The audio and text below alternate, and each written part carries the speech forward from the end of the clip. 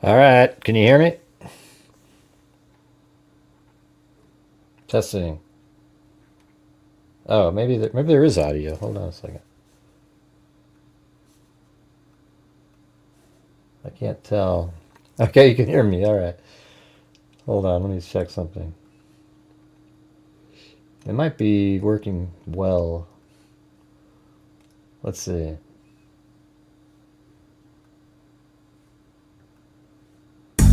Oh, look at that. All right. Like it was just like the my motherboard somehow got the it I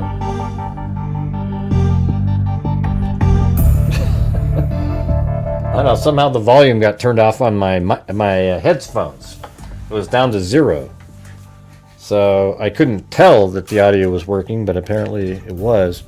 So I don't know. I don't know. Anyways, there you go. There you have it. It's working.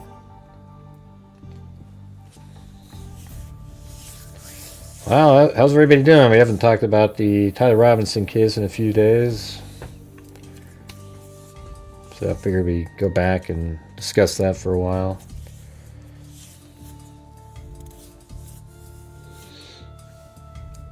Yep, wasn't able to get it. I don't know, it was weird. Not sure why that audio, the volume was off over there. Let's see. I think I do have to, let's see what happens if I'm going to try to get the sound effects working.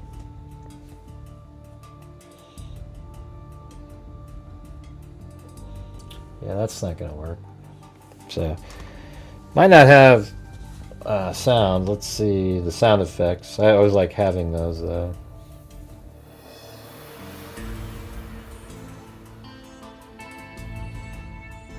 Let me try it again.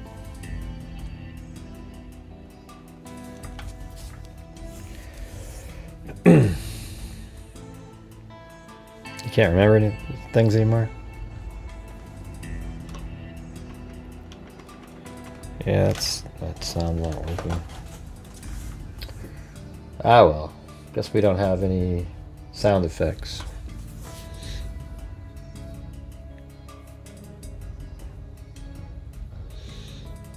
Yeah, it was like on the 28th of August. I remember there was something around like the 28th of August is when Turning Point USA decided, or put out there that they were going to be there.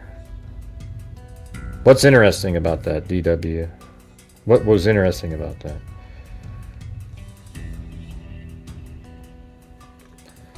Hey, thanks, Wild Bill Wassman. We've talked about that. See, everybody's looking to try to find the next conspiracy, Here's the thing, everybody. We know that before Tyler Robinson even went there, that he told his parents that that he was going to be there. They talked about Charlie Kirk. Remember that? He talked to about Charlie Kirk with the parents. You remember that? And said that was dumb that he's going to go there. Yeah. Why is that interesting, DW? That's what I'm asking you, is what makes that interesting? We've talked about that. I mean, I don't know what's interesting about it. Like, oh wow, that's so, you know what I mean? I don't get it.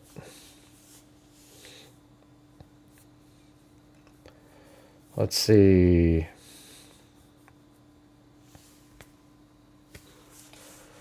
Yeah, so there's a couple articles that came out here.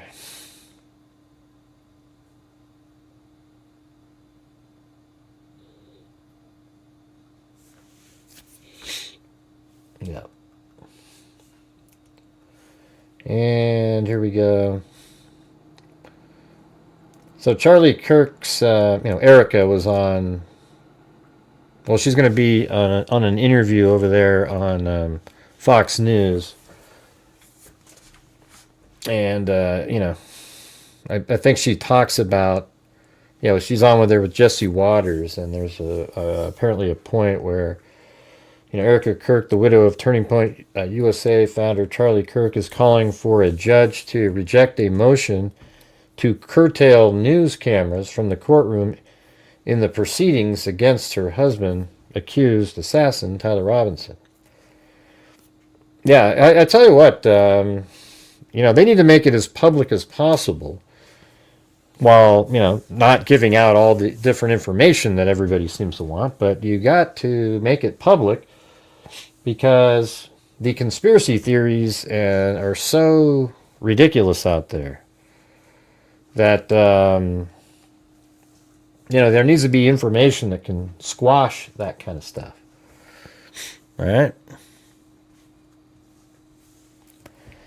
Let's see. It says, there were cameras all over my husband when he was murdered, she told Fox News. Jesse Waters in an exclusive interview. There have been cameras all over my friends and family mourning. There have been cameras all over me analyzing my every move, analyzing my every smile, my every tear. We deserve to have cameras in there. Right. See, that's why it's so disgusting what these people do, like Candace Owens, looking over at watching Erica or, just other people and sort of criticizing the way they don't do things exactly the way they want it to be done. Therefore, there's something nefarious about it. Yeah, they should. But hey, guys, we're doing another live stream here. So during this stream, if you would like to help support the channel, my video that we worked on last night for 4 hours, and really good video. It absolutely crashed and burned when it was put out there. Didn't even get 2,000 views. I mean, isn't that just disturbing? I mean, a video that good got less than 2,000 views. Just absolutely crushed. Didn't do anything. So I'm back asking for your support again while we do these shows, because I'm increasingly have no ability to generate ad revenue on any of the videos or live streams because of the lack of YouTube sending out notifications or whatever you want to call it. It just is what it is. We currently, like right now, 135 people. That's crazy. So if you guys could please help support the channel tonight, try to reach the goal at some point, that'd be great. The high-profile Robinson case has resulted in stepped-up security measures at the courthouse, where the suspect himself has not appeared physically in person. He hasn't even shown his face while attending the last 2 public hearings virtually. Right. While these people... See, isn't that just sick, you guys? The actual shooter is being protected, and nobody gets to see him, and the people out there that are the victims are being trashed by people on social media because they're looking for the next boogeyman.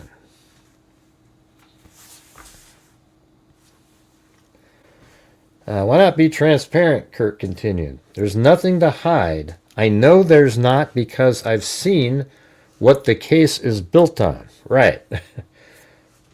I mean, she's seen it. I mean, maybe they... got her together, or maybe she's seen what we've seen, the probable cause and the charging document. I mean, they're so damning, it's unbelievable. But to make all that stuff work, the conspiracy theorists have to pretend that all of that is a cover-up and it's not real. It's every single element that's damning is a conspiracy. It's like, instead of just saying, hey, wow, wow, that makes them look really bad. It's obviously part of the cover-up.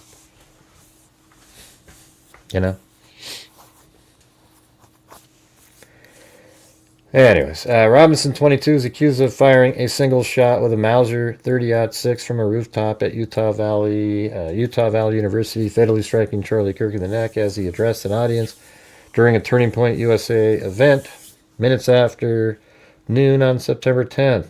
Let everyone see what true evil is, Erica Kirk added.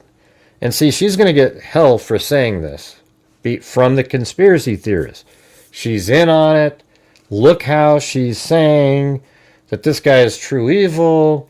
She doesn't really want to look into the real killer, that kind of stuff. You'll see it all day on Wednesday. As soon as the whole interview comes out, probably Thursday, you'll even have Candace Owens in her video trashing what Erica Kirk is saying.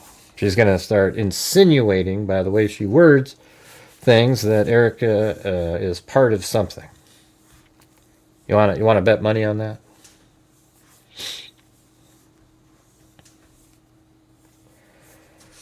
All right, and then down here, Robinson faces a slew of charges, including aggravated murder, which carries the potential of the death penalty. He has not yet entered a plea. That's interesting. I bet his attorneys are looking at it, and they're just like, yeah. I mean, he might plead guilty. That's an actual, really decent possibility, because this is not one that he has a chance in hell of winning. Judge Tony Graff recently granted somebody sent me an email today saying, hey, Gray, what do you think of what Tony said about, and I was like, who the hell's Tony? And they're like, duh, it's the judge. And I'm thinking, who the hell calls a judge, by the way, by their first name? Secondly, I don't do that. You just say the name. We're not all cool and in, like, ooh, we're part of the in crowd. We're going to call him Tony, man. It's Judge Tony Graff, or Tony Graff, whatever the hell you want to say, but don't say Tony. You sound like a lunatic. You're not friends with the guy, okay?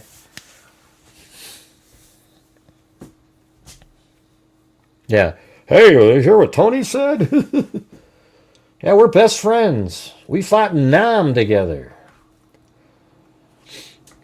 All right, let's see. He told lawyers at Robinson last hearing to submit new briefs and a new motion regarding the issues of cameras in the court. Robinson's next, I think, but the problem in this case is neither side is asking to allow cameras. I think the prosecution doesn't want cameras as well.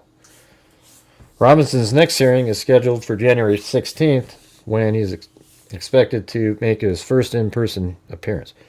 And by the way, did anybody hear what I just said a minute ago? If you guys could please help support the channel. We got to try to reach our goals every single night. Yeah, the video I put out is not going to be helping whatsoever. So that's where we're at. Man, I don't want to have one of these nights where I got to ask over and over and over 1,700 times again. Seems like every night it's the same, and I just don't want to do it. Let's see right here. This is another one. Charlie Kirk suspect trans-lever Lance Twiggs goes missing. I mean, this is from October 28th, so let's just see what they're saying about this. The transgender lover of Charlie Kirk, alleged killer, has seemingly vanished from his hometown 6 weeks after the political assassination that shook the country. Yeah, I mean, does anybody think it's bad or weird that he would take off? I don't think so at all. Look at these crazy people out here. Most of them would probably treat this guy like weirdly, the left would treat this guy like a hero almost, and the right, the conspiracy nutters, who seem to be huge, why would they have anything against Lance Twiggs? He has nothing to do with anything, right? Because it wasn't Tyler Robinson or anything, and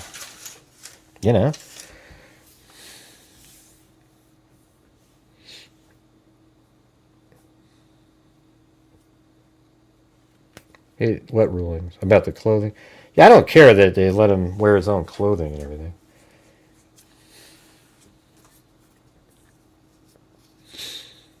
Twiggs is steered clear of his $1,800 a month love nest on the outskirts of the isolated desert oasis.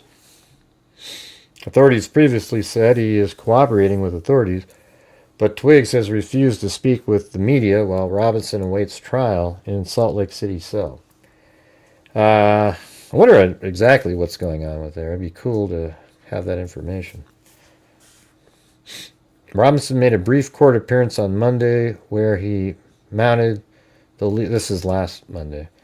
The Utah native asked that he be allowed to wear civilian clothes in future appearances, arguing that a jail jumpsuit could prejudice the jury pool against him. He also asked to appear in court without shackles. The judge granted him the first request but denied the second. In a partial win for Robinson, Mangione made a similar argument in the case, though it does not appear his judge was as agreeable, and they're talking about Luigi Mangione, and he was subsequently seen in his federal lockup fatigues.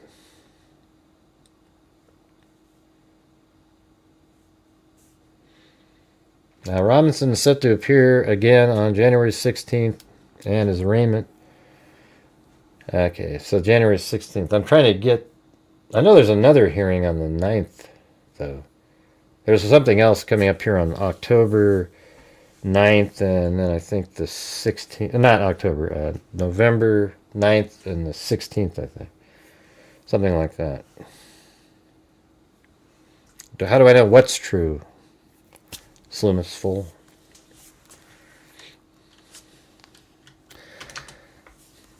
All right, guys. You guys see what's happening. Is there any chance we can get the ball rolling here? We got goals to meet. It's the only way at the end of the month where we can do what we've been doing. And last month we gave $4,000 out.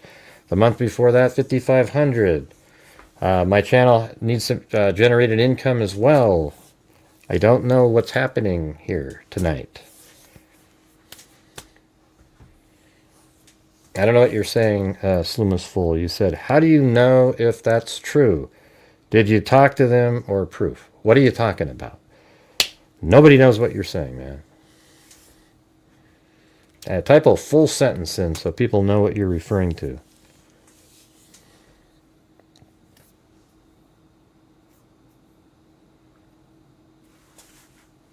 Anybody here?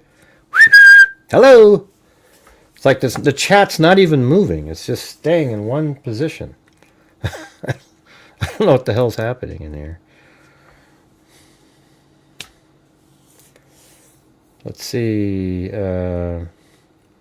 Robinson and Twiggs, whom authorities are referring to with masculine pronouns, moved in together sometime after the latter's later devout Mormon parents booted him. The latter's I think talking about Tyler Robinson's parents, booted him from their home in 2018. I was thinking of Later Day Saints. They may have since reconciled. Twiggs' Venmo account shows several payments from his parents over the last 2 years, with descriptions including prescriptions and gas money. The latest payment from his dad occurred just a few months before Kirk was shot. It's unclear whether Twiggs is living with his parents or is even still in St. George, 4 hours from Utah Valley University, where Charlie Kirk was killed. Twiggs' car, an Infiniti FX35, is now parked in his parents' driveway. Jesse Riley, who lives just a few houses down from Twiggs and Robinson's apartment, said he couldn't recall seeing any activity from the property since Robinson, also 22, turned himself over to the cops. It definitely is a shock. It happened here. It's a quiet neighborhood. You know your neighbor on your left or your right, but people are pretty isolated. I guess that's Twiggs' father. Poor guy. Twiggs had fought a relationship with his strict Mormon parents, but the reason... Oh, it's Twiggs, not Tyler. But the reasons why are disputed. A family member told Fox News that Twiggs wasn't being respectful and was problematic, used drugs, and was addicted to online gaming. Hey, thanks, Bronson. Says, let's see. I don't think the judge will block cameras from the trial based on his ruling that cameras will just not be allowed to show his restraints. I know, that's what I was, that last hearing, he sounded Good, but they haven't made those arguments yet. Like, they haven't had the hearings where they present the arguments for not allowing cameras. I hope he's got the balls to just say, you know what, no, this needs to be public. He has seemed to recognize that the case is really big, and needs to, likely needs to be able to be seen. I think what courts should do is stream trials, but they should have their own cameras and don't allow court TV or Law and Crime and these guys to sort of get in there because they have ulterior motives to try to get certain shots, etc. Where the courts would just know, okay, here's a camera on the stand, there's one on the judge, and maybe one sort of pointing from behind the attorneys. And that's it. And I'd be totally fine with that. I just want to see and hear the information. And thanks, Christine there. Appreciate that. Yeah, they definitely need to. This is a case that, for many reasons, needs to be publicly seen. If it isn't, I think that's why Erica is so upset here, because if it's not shown, I think her and Turning Point and a lot of different people are just going to have hell for a long time. Now, there's always that segment of idiots out there that are conspiracy theorists, and they never change their mind, even when presented with factual information. Because they'll say that even the factual information that they just received is a conspiracy. So that's just the truth. I know. I mean, here's what I'd love to have. Is there anybody in here that really is into the conspiracies and just think that people like me and others are nuts? People tell me that I am not investigating the case, that I am, just don't have an open mind, don't do anything, I just don't give a shit. And, I got to tell you, it's so ridiculous. I actually went there myself so that I could see it and get a feel for it. I'm the one that went out and got extra surveillance footage from one of the houses that had a whole bunch more of Tyler Robinson walking off into the distance, a whole bunch more of his vehicle driving to the camera. I'm the one who put my 360-degree camera up there and filmed the streaking of the hands coming off the roof where you can see it. Who else was doing that? Nobody. Okay? So it's really weird when people say stuff like that. And I have a skill where I can put videos together, and I know where they go, and I know how the timing works, and I can present a theory, and usually the theory is very likely, the probable cause document is what you base it on, okay, and the charging documents in this case. And so you go over it, and you look at it, and you're looking to see, does it make sense? And everything made sense. There isn't anything in there that you go, ooh, things just don't. That's the conspiracy theorist's favorite sentence. Things just don't seem to add up. Okay? They love saying that sentence. And I don't know why they think it's, you just sort of throw it out no matter what case it is. And the truth is everything adds up in this one. The other thing that we're still waiting for are the ballistic part hasn't been explained to people. It's going to be Tyler Robinson. It's just going to come down to what type of bullet it was, what made the bullet do what it was doing, etc. There's a sombrero video down there.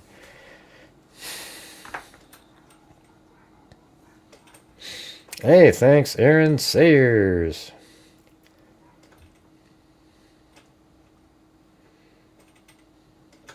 Yeah.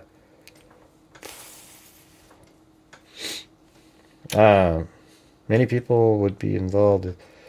Yeah, they could just think of the things you'd have to do to make this really a conspiracy theory. Well, I did want to show you this thing. This has nothing to do with anything, but it was Halloween. I forgot to show you at the beginning. But look at this. Yeah, you guys saw that. That was my wife right there. Look at this thing she bought this year. That thing is like 20 feet tall. And then she's out there. This thing talks. I guess this thing makes some sounds too. But that was a pretty good picture right there. Anyways, I thought I'd show you guys that just so you could see it. I just saw it was in my folder, and I go, oh crap, I forgot to. Let's see. Guy has the same hat. Yeah, people keep talking about the guy. You're not talking about the guy that's in the crowd, right? What picture? You're not talking about the guy in the crowd that has the hat on. Guess what he doesn't have? His backpack. Okay? He doesn't have a backpack. And guess what? There's another picture of him just sitting in the crowd. He's not the guy, man. He's not the guy. All right? Let's just... All right? I don't know what it is. It doesn't make you...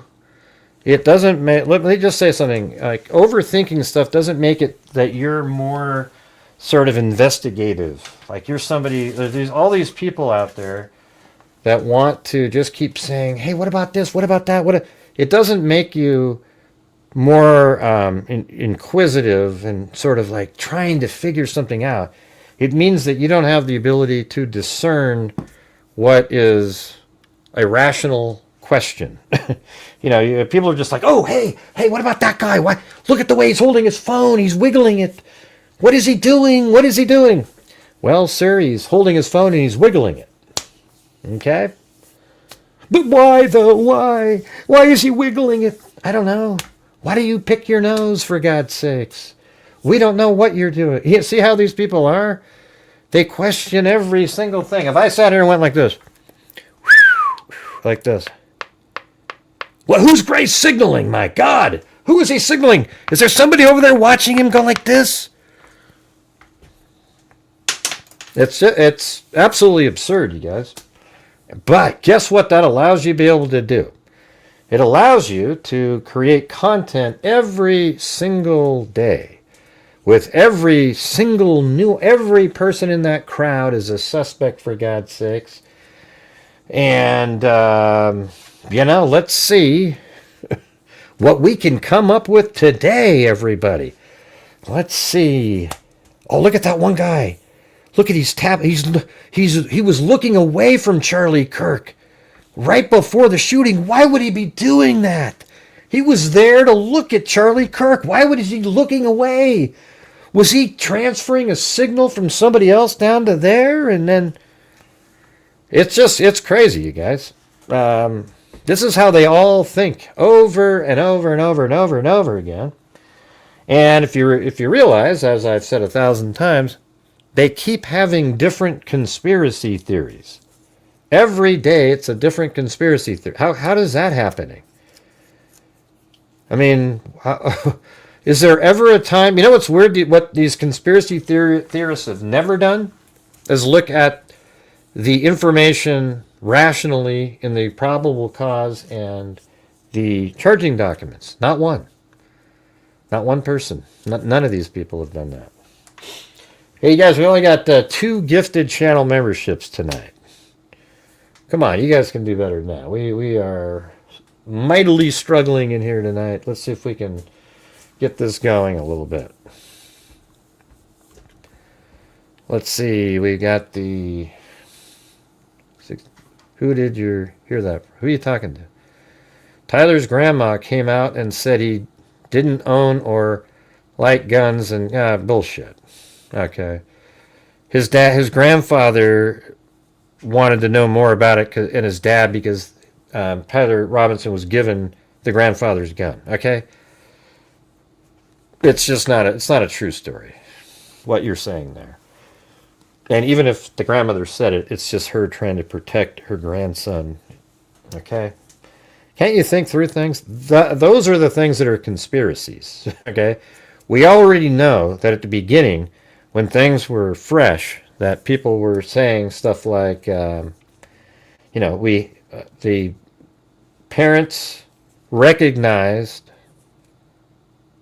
Tyler Robinson in the stairway. See, how come that's the part that's really I struggle with, that people don't seem to comprehend, is that the mother and the father, both after looking at the pictures in the stairway that goes up to the parking garage, both said that, wow, that does look like our kid. And then they saw the picture of the rifle in the paper and said, oh man, that looks like the one we gave him. Where is it? Where is it, Tyler? But he wouldn't respond. And then, what do you think the odds of a parent recognizing their child, and then later the DNA of the child they recognized being found on the rifle that was found in the woods, right where the person on the roof ran after jumping off the roof? And then what do you think the odds of finding a screwdriver on the roof that also had his DNA on it? And then the bullet that was fired, that was found in the rifle, also had his DNA on it. I mean, what are the odds of that right after the parents said, that's our kid? You think that's a coincidence? That's incredible. Wow. Let's see. So Tyler Robinson was in a gun shop 6 months earlier. He's like, hey, can I look at that box of bullets you got over there? And he started fondling the bullets, put them back in. I don't want these. And then 6 months later, he's over there at, the Turning Point USA at UVU just to go watch. And he's walking around there, and then somehow the shooter had bought the same box that he grabbed and was holding the bullets. Wow, that's amazing. That is absolutely unreal. How did that happen? He is the most unlucky guy in the world. Okay, let's work through this. All right. So there's this guy walking around who looks almost exactly the same as Tyler Robinson. Wears the same doofy glasses, baseball cap, and a backpack. He just looks like him and he walks around. But then months earlier, Tyler Robinson was at a hardware store and he was holding a screwdriver. And an hour or two later, he goes over to a gun shop and he grabbed a box of bullets, touched some of those, and put them back in. Then one day, a different person decided to be a shooter and went to the hardware store and bought the exact same screwdriver that Tyler Robinson had touched that one day. And then he goes, ooh, I also need some bullets because I'm going to take apart this rifle that I got with the screwdriver, and then I need some bullets too. So he goes over to the gun shop, and then he buys the box of bullets that Tyler Robinson touched, and then he loads those all into the gun. Then he goes up there, and he looks so much like Tyler Robinson that even Tyler's parents, who've seen him his whole life, said, oh my God, that looks like our kid. And then it just so happens that this guy owned another Mauser 30-06 that was exactly the same as the one that Tyler had gotten. Wow! This guy is so unlucky. Then after this shooter goes up on the roof and shoots, he runs off and goes into the woods and puts the gun in a black towel, and it just so happens that Tyler's DNA is on the bullet because he went to the gun shop and purchased those bullets. And the screwdriver on the roof has Tyler's DNA on it, of course, because he bought the same screwdriver that Tyler Robinson had touched at another time. Wow! That's incredible. And then what's even weirder is that... forget it. Man, unreal.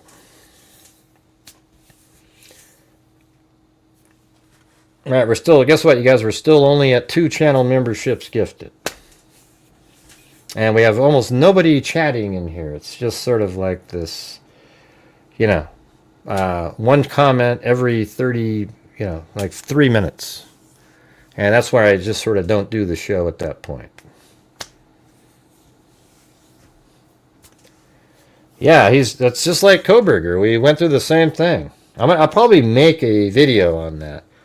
The unluckiest guy in the world. Tyler Robinson.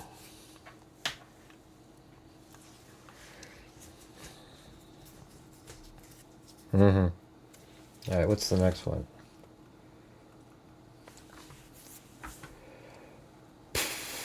This is Utah County leaders are navigating mounting costs, national media attention, and public frustration over the county's obligation to pay for defense attorneys in the case against Tyler Robinson, the man accused of killing Turning Point USA founder Charlie Kirk. Commissioner Amelia Powers Gardner, one of 3 elected county commissioners who oversee policy, operations, and finances, said Utah County had already spent just over $250,000 on the case, a figure expected to double by year's end and could reach $5 million over the next year and a half.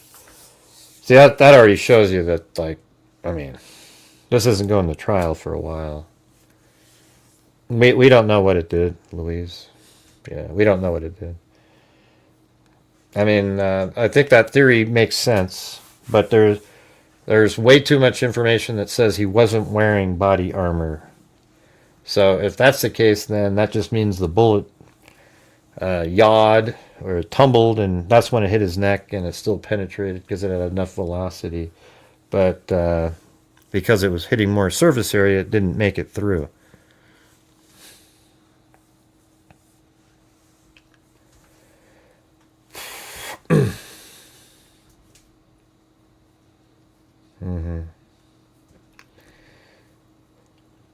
All right, what do I have to do tonight, you guys? Dance a jig or something? This is crazy. We only have 2 channel memberships tonight. What's going on with that? That's how much lawyers cost. Costs a lot of money.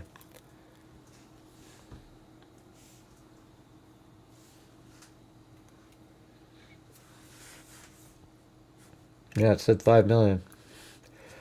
Under the Constitution, we have a right to a competent defense, Powers Gardner said. It is imperative that we want to have a society that we believe in justice, that justice needs to be fair and equal. She said she heard from constituents who are frustrated that taxpayer dollars will fund the defense. Thanks, Wild Bill Wassman. Still, she emphasized the county's constitutional duty and the financial wisdom of ensuring a fair trial, especially in a potential death penalty case. Power Gardner said part of her role is keeping the community united after a tragedy that affected residents across political lines. My job is also to be a leader for my community, and that's what I have focused on, she said. You have to keep in mind, not everybody who was traumatized that day was a Charlie Kirk supporter. There were hundreds of people there that were protesting at the event and were just as traumatized that they saw a father and a husband murdered. Hey, thanks, Christine. Our community had a horrific event take place, and that horrific event has affected people across party and ideological lines. Our job in local government is not to play politics, but to take care of all our citizens. The ones that voted for me and the ones that didn't, they're still my constituents, and I work hard for them. Utah County Commissioner Amelia Powers said that. The judge deemed Robinson eligible for public defense, requiring the county to hire a death penalty certified team. All local attorneys declined the county's standard contract. Wow, so that's why they had to do that. So all the local attorneys declined the standard contract. And that's probably because it was going to take a long time, etc. Hey, thanks, Aaron Sayers. Because it is Charlie Kirk, we sent out that standard contract and got 0 attorneys who were willing to take the case for our standard contract, Powers Gardner said.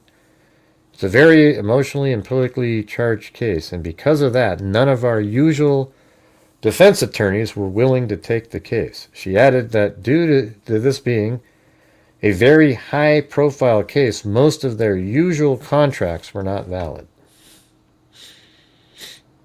Yes, that's pretty interesting. Hey, thanks HDoc for 40 months. That's almost, what is that? 3.5 years. Hey, look at that. Wild Bill Wassman said, if you guys can gift 5 memberships, he will gift 5 more. So there is a challenge laid down there. Let's see what happens. Hey, welcome, Mark AG. So there it is, you guys. We got the Wild Bill Wassman challenge of gifting 5 memberships. Don't leave them hanging.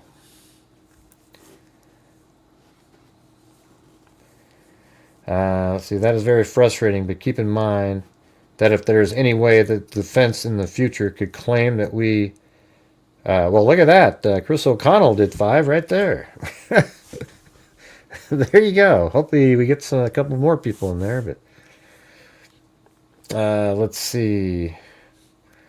But keep in mind that if there's any way that the defense in the future could claim that we scrimped or saved or undercut their ability to have a competent defense, that means appeals. And appeals mean more money and more time. It's actually the most prudent use of taxpayer dollars to give Tyler Robinson a competent defense the first time.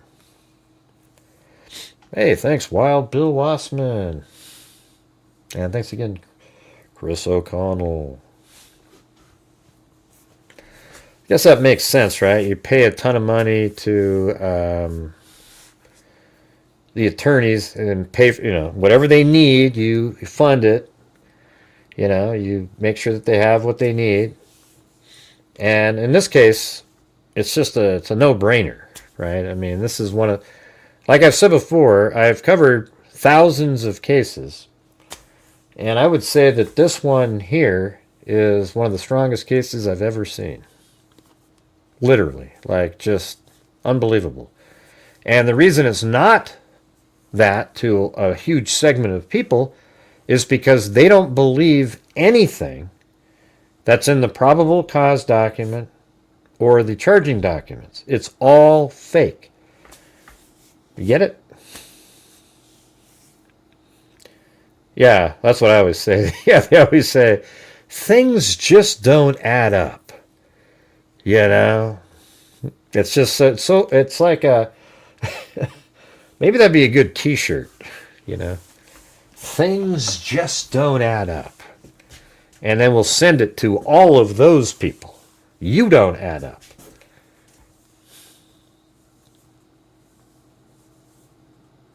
It just didn't, well, here's the thing. Let's see. Are we to believe some godly bullshit? Listen, when the guy said that, I forgot his name, but when he said, his bones were probably like, he was just trying to say something positive, that God, was helping out or whatever. And it's like, you guys take it as if it's some other meaning. Look, we've gone over all this before. The bullet probably didn't exit because it was yawing in the air, for example, let's say. Had velocity, but now it doesn't have the point, so it goes in. And who knows, right? I mean, we don't know exactly what type of bullet it was. We don't know if how old the barrel was. Did you have the right ammunition for the barreling that bullet had? What's so wrong? What's so wrong? See, this is the thing. All of the conspiracy theorists, this is what they do. Because they don't know, nor have they ever looked up, they wouldn't want to unconfirm their bias. They haven't looked up anything. So it's just how did the bullet not, and there's these other, like special forces people that have YouTube channels that put out the same crap over and over and over again. They say it's impossible that any bullet couldn't, shot by a 30-06 could not be, it would have to exit. Okay, that's what they say over and over and over and over and over and over again. And that's not true. Now, Paramount Tactical, he doesn't say that. He says that's the thing that, he still has questions about, but he can give you numerous reasons why it wouldn't do that. But the conspiracy theorists, they don't want to hear the reasons why, because it doesn't help. Hey, thanks, Sazef up there. That doesn't help their conspiracy theory. Right? Do you see what I'm saying? So they don't, like, you could, it's the same kind of thing. With the whole thing about, how did he there's no way he put that whole rifle in his pants. And it's like, have you not seen Matt Kester's video? The rifle was separated into two parts. One went down one pant leg, the other, and one went to the knee, the other one was up even higher than that and underneath the shirt. And he did examples, and you can see how simple it is. And yet you still hear people saying it over and over and over and over and over again, how you can't do that. But there it is. It's right there. It's right there. So why do they keep saying that when there's an answer? Because their viewers don't want to hear that. And I don't care what... Here's the thing, everybody. My viewers know this. I don't care what my viewers want me to say, unless I'm saying, hey, you're so pretty or something, But look, they don't care. I mean, I don't care what my viewers wish I would say about a case. I say what I think about a case based on the information that I'm seeing. And they've seen it. They've seen it happen to their frustration. And then later they're like, oh, shit. Oh my God, Gray. You want to hear something crazy? See that butt gray right there? I asked ChatGPT, like, what are some better fonts for thumbnails? I'm just taking a stab in the dark. That the reason my video, for some reason, don't get watched is because of the thumbnail font or something. But anyways, I don't know. Where was that? Oh yeah, and in there, it said, yeah, like a YouTube channel like yourself, because it knows I have a YouTube channel. And at the very end, it said, catchy phrases like, but Gray. It put that in there. Can you believe it? Let me show you that. That was just, I thought that was a little creepy, to be honest with you. Where is this thing? Is it right here?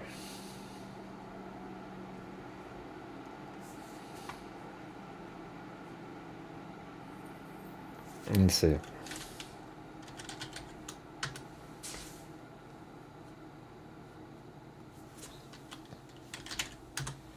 Right there. Look at that. It said, since you have a unique brand voice, comedic yet investigative, use these styling tips to integrate the font into your thumbnail design. Use all caps for the main headline, the truth, bury the body, but Gray, because it reads stronger at a glance. And then down here, the comedic flair, something like in a fun, something playful for you, your catchphrase, but Gray. How did it know that that was a catchphrase over here? You don't think that's a little weird? I think it's crazy. How in the hell would it know that?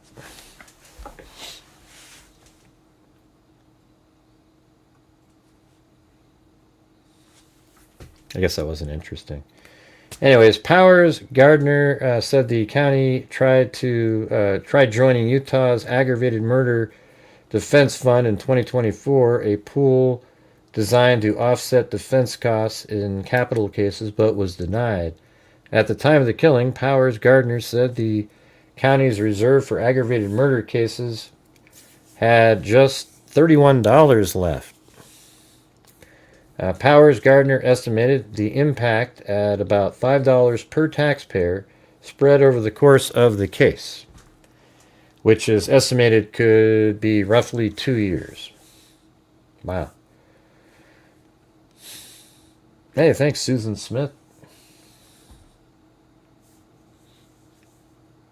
Okay, here, I'll say it again. But Gray, come on, here we go, here we go. Yeah, I do have it on the merch. Yeah, I put that out a long time ago. I just don't know how it would know, like, does it go out to my channel? And I mean, it's a Teespring and go, oh, look, Gray has But Gray on there. I don't know. It's weird.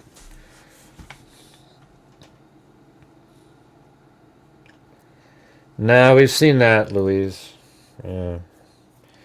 I don't buy that at all. I think the shockwave created the shape that you think looks like a plate. Okay? And it's just, I gotta tell you, it's so weird. It's so high speed. I have a video where you see Charlie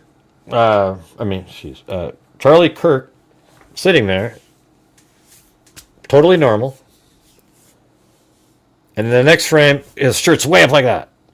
And that's because in 1/30th of a second, like if I tell everybody this, they just don't know how things work, so it's hard to, it's, here's what really is, you can see in the video. If it was like at a 1/2000th of a second, frame per, 2,000 frames a second, you would have seen Charlie Kirk like this, and you'd see the bullet make a hole right there, and then a shock wave, the cavitation, his neck would expand like this, and then his shirt, and this whole wave would go down, and his shirt goes up, and like that. We just don't get to see any of that, because it's so fast. Hey, thanks, Aaron Sayers. Okay? So if that happened to have been filmed, you'd see that. And there's different people with different cameras, and they're all offset slightly. But the bullet was so fast that it's going to be really hard to have got the one shot where while he's still up normally, you see the entrance go in. Right?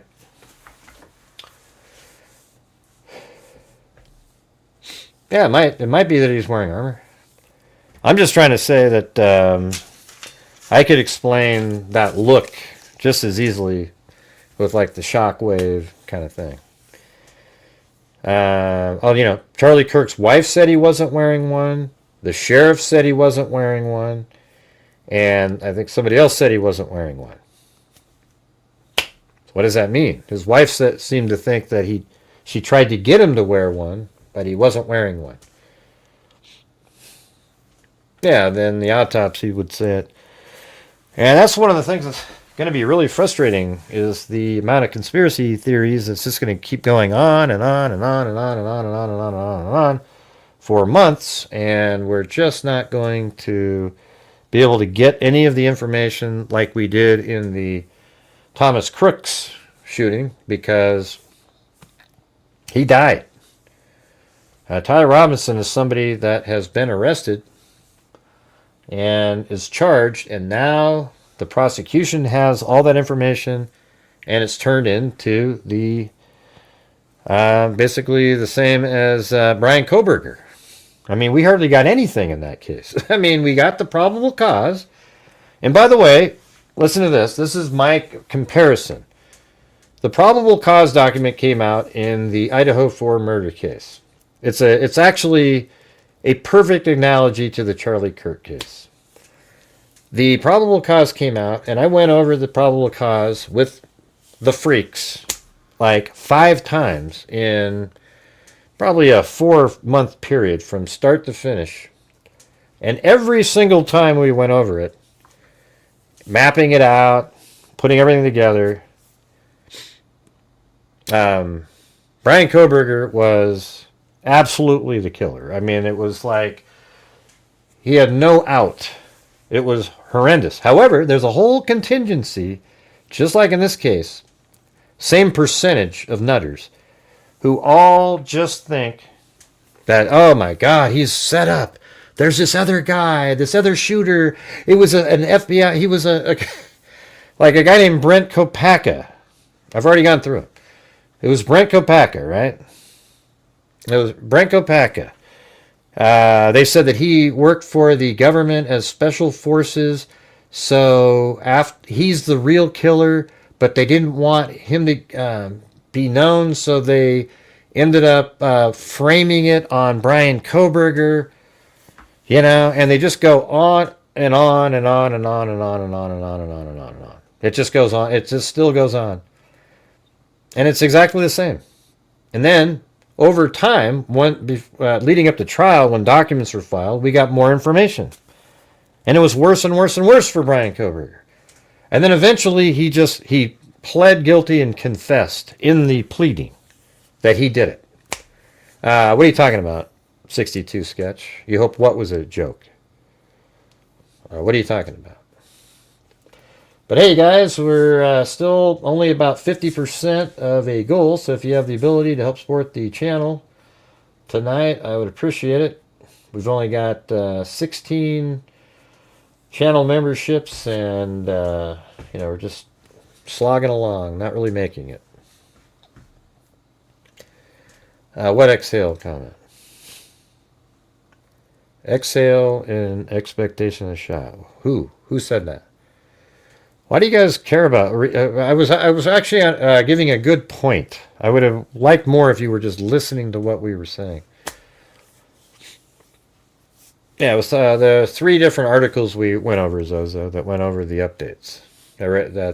You just got here, and so for the first 40 minutes, that's what we went over.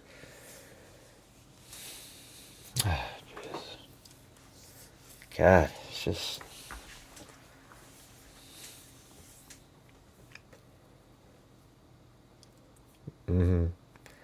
So it's the same type of people. Who cares if he exhales? People exhale, you guys. We are living beings. Here's what happens. It's weird. I'm going to tell you this. I don't know if a lot of you know this, but you breathe in like this, right? And then you go... Well, you don't have to rewind, but you asked me what the updates are, and I'm not going to go over the updates. There were 3 articles. Maybe somebody can tell you. You don't have to rewind. What a weird reply. Jesus.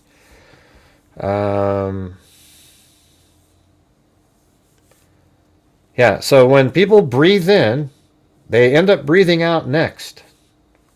It's really strange. They do that. He closed his eyes right before that. And then they stayed closed. He got shot right then. So are you saying that he knew that he was going to get shot right at that time? Thank you, LA Connection.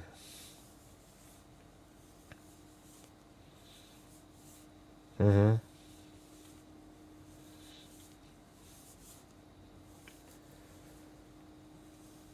keep talking about the suspect's height. Who does? Who keeps talking about his height? I haven't mentioned his height once on tonight's show.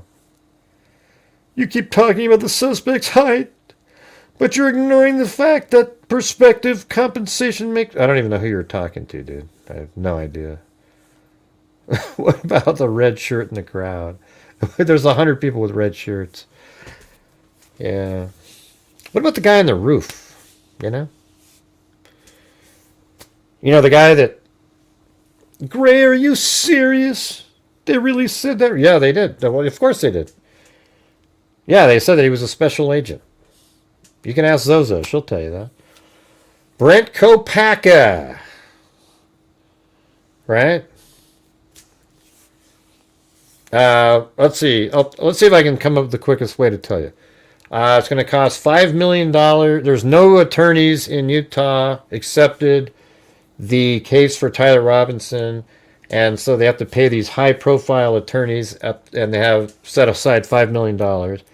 The other one was that Twiggs, he hasn't been home in a while, nobody's seen him, and the other one was that Erica Kirk wants to make sure that the cameras are in the courtroom. There you go. But, it's more involved than that. Thanks, Lisa Belson. Very cool.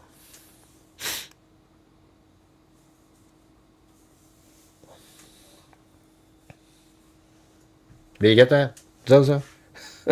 I tried to. I was sitting over here trying to think through how can I say this, figure out the quickest way to tell you. But it was a lot more involved in that, though. There was more. There was 3 different articles. I've been sick again, breathing. Sorry to hear that, Richard Watts. Yeah, I've been sick again, breathing. So now you're just breathing. Well, I'm glad you can breathe.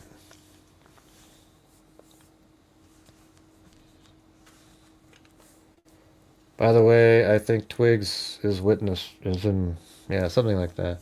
So there's a lot of people that think, I think Twigs knew that, here's what I think Twigs knew, that Tyler Robinson went to Orem, Utah to the event. And then after the shooting happened, they were nervous, but then thought that other guy did it. And then Tyler said, no, I did it. So I don't know if they were aware that a shooting was going to take place. I haven't seen any evidence of that. What I have seen is, when you read their conversation, if you think it's a totally fake conversation just to protect Twigs somehow, then sure. But I think Twigs knew that he was going there to the event. Whether or not they knew that he went there to shoot somebody, I don't know. Okay.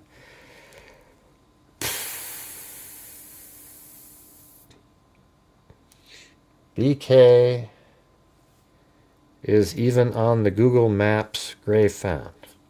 Maybe.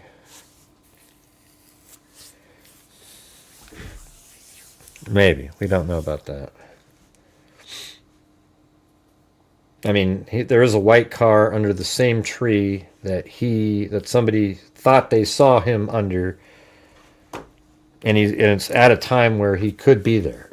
I mean, it's that part's weird. That it's like just a little bit after the pool party, his plan is in motion. I think he's in rehab.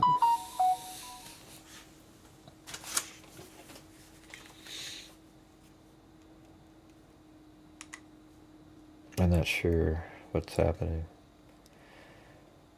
Oh.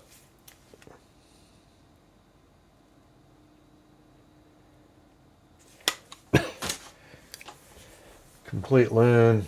Might be hard to use him. Such a witness. All right, let me flip this. Is there more on here? All right, let's see. The county has implemented active shooter training for the first time and continues to absorb overtime costs. In 6 weeks, we've used $250,000 on this, she said. And we haven't even started appearing in court yet. Powers, Gardner, credited Governor Spencer Cox for being incredibly supportive, noting that he was personally engaged in communicative, Jesus, in the days following the shooting. Yeah. Robinson faces a top charge of aggravated murder, which carries a potential death penalty. Prosecutors allege Robinson used his grandfather Mauser 30-06 to climb onto. Well, he didn't use the rifle to climb onto a campus rooftop. Look at that. It's the stupidest thing I've ever seen. He used his grandfather's Mauser to climb onto a campus rooftop and shoot Kirk once in the neck. No, he didn't use it to climb onto anything. He used his grandfather's Mauser 30-06 rifle to climb onto it. That's just... Yeah, he was... You know what he did, everybody? He is a pole vaulter. He was running really fast with the Mauser. We know it's a little bit longer. And he literally ran up and he went, woo! And he went up there. Thankfully, it didn't bend and from his perspective, it didn't bend the rifle when he did that. Yeah, wow, that's wild.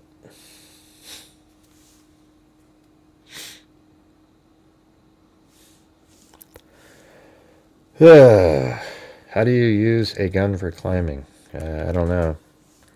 Not sure exactly how you do that.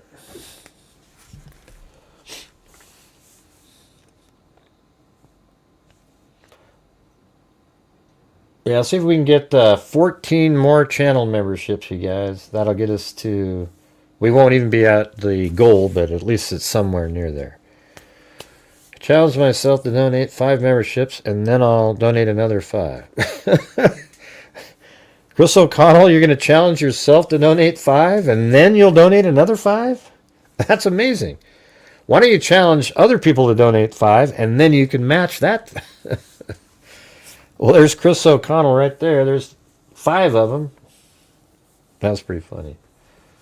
I challenge myself. Yeah.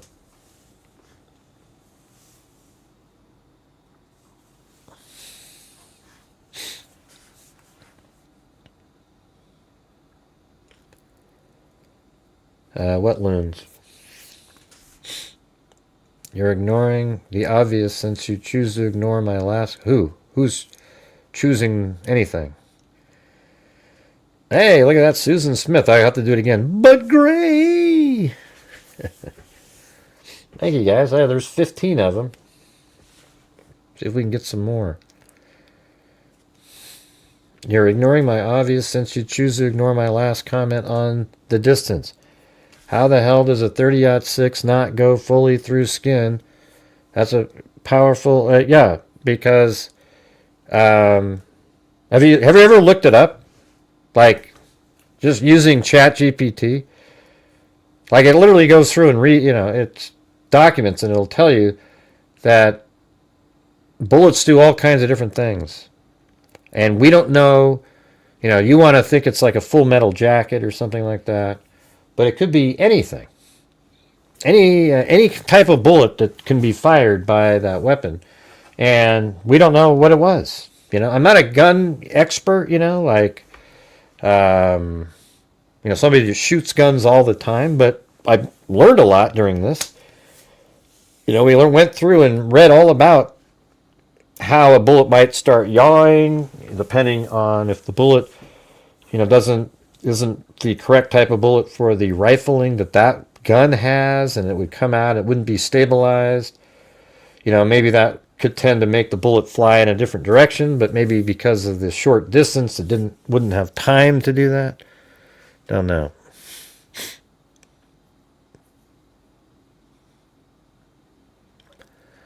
Yeah, this let's see. All right.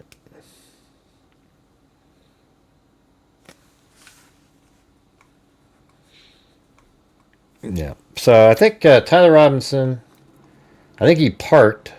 He either parked right here, for those of you who haven't seen this, right there, or right here. Somebody else mentioned this one. It wasn't me. And then I parked here randomly. And when I was parked there, I was like, man, this is absolutely perfect. I mean, look, you're right by a fence. And this tree is much bigger now. And then there's nothing over there. There's a fence there. And if you're just on your other side of the car with the door open, it would block the view from anybody over here. And then you could look and see if anybody was coming from over there. And then you would just hide it in the car, something like that. It's the only place that's like that. Anywhere else, you're seen, you're in a spot. Here you got that house. It's just everywhere you go. But then down this street, interestingly, almost like right after his dry run, he moved down here. Let's see.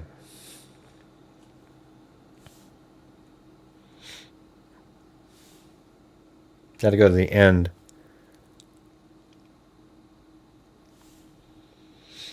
Let's see. Got to go all the way to the right. See those 2 fences at the bottom? So you park right where that car is, but maybe a little bit behind that. Right here. And then this has nothing. Over here there's nothing. And then way down, all these trees block any other camera. And then there's just this house over there. But again, with the door open on the right, you could put the rifle in your pants on the right-hand side, and then guess where this goes? So once you get out here, you just walk down this street. I filmed this whole walk, but I just figured I could do this quicker like this. And you just walk down, just like that. Then this is where he's filmed, walking in that other surveillance camera. And then he comes down here, he takes a left, goes this direction. And then this house and this house both picked him up.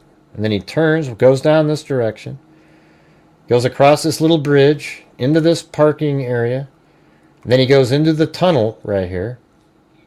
And that's where he is looking at his phone at the top for a while. We don't know when he actually started going through it. And then near the end of the tunnel, underneath the ground, he gets filmed again. Then he goes up the stairs, and he comes out right here. And then very likely he would have gone down there instead of out here. So he walks down this little service road. And then there's these steps that come up right there. He walks over there. Goes in front of the Losi building, all while limping, by the way. Goes into the door right there. And then at 12:15, he comes up to the top of these stairs, and he's hanging out right there. Then he steps over this little wall. He lays down. He assembles the rifle that was in his pants at 12:17. And at 12:22, he gets up, runs across over here, shimmies his way over, and then he fires and kills Charlie Kirk at 12:23:28. I have it. Then he gets up and runs at 12:23:34. He's right here.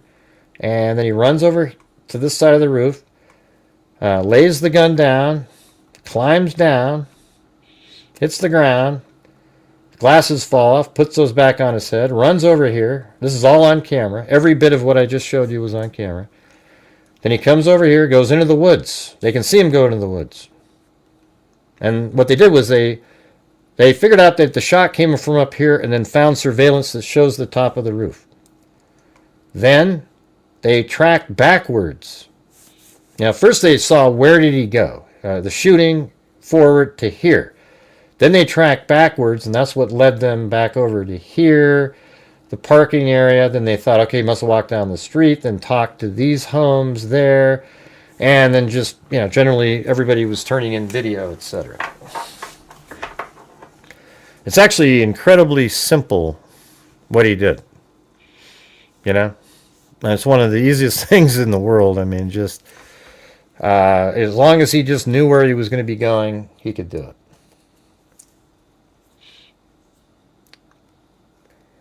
Did make sense, but I got some negatives on the case. What do you mean? What are the negatives, man?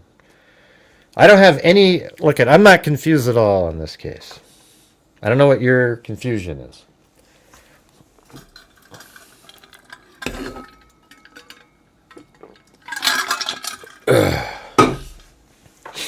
Yeah.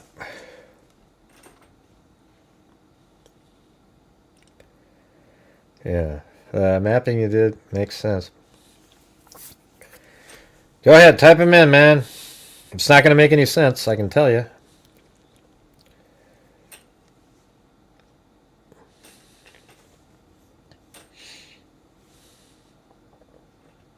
And thanks, Chris O'Connell up there, for doing that again, and also Susan Smith and Lisa Belson.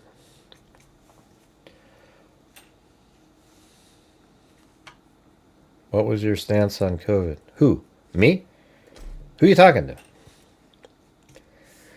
And when the COVID was first out there, my brother's a doctor, my dad's a doctor, and, the first thing that was being sold was that the vaccine would keep you from catching COVID. That's what they would tell everybody. So I was thinking, man, so I thought it was a good idea for people to get vaccinated and do all that. And I still think it's a good idea for some people because it does provide you antibodies. There isn't some weird secret chip in there or some kind of crazy, my brother, he's a doctor. He knows what the actual science is behind it. But then later on, I think I changed my stance. Like I was pretty. I didn't like people trying to convince other people not to take a vaccine. You know, especially older people or people in different risk groups, because at least you were provided some antibodies. But then later on, it turns out where it doesn't help you from not catching COVID at all. The vaccine. It didn't help at all in not catching it. It just provides antibodies for fighting it, keeps you from maybe getting long COVID or, you know, having some severe reaction. So, you know, I don't know if there's anything wrong with that. I mean, I'm not a conspiratorial like that. Like, oh my God, it's an experiment. They're putting something in there and they're tracking and doing weird shit. That's just garbage. You know. But yeah, that's my stance on there. I think it's good for some people to take, and yeah, remember the whole nanobots, right? All right, let's see if we can just get if we can get 9 more channel memberships, then I'll donate 5. Okay. But yeah, I think it's for elderly people and people with other issues. I think getting the vaccine is worth doing to keep you from, you know, dying, you know, or getting the worst case scenario, you know, long COVID or something like that. But it definitely did not keep anybody from catching it. That's what they tried to sell everybody on. And that all the bullshit, the social distancing and, you know, all that stuff was absolute garbage. All it did was freak people out. You know, they made you think it was so much, it was just stupid. So, anyways, I don't know if you were asking me, but that's how I thought about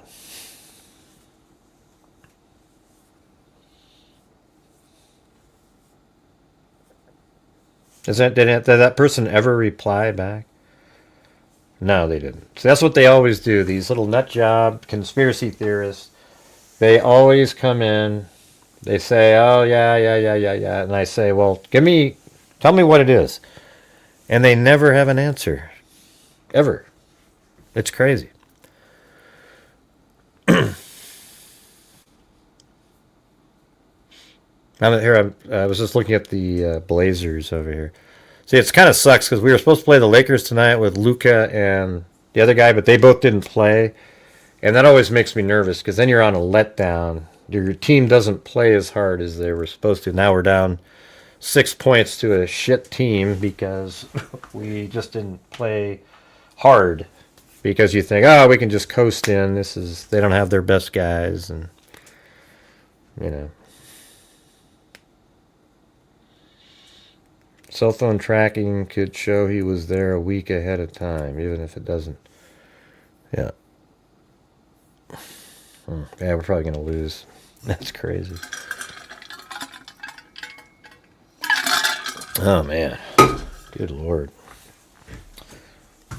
Let's see. Yeah, where's the answer? I asked a question a minute ago, and there isn't one. Isn't that wild?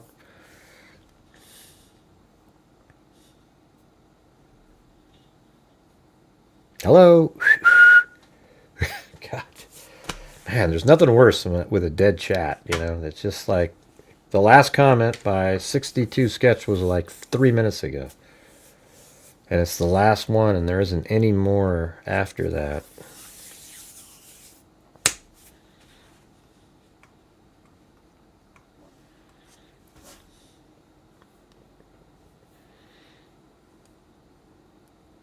He did say a little over a week.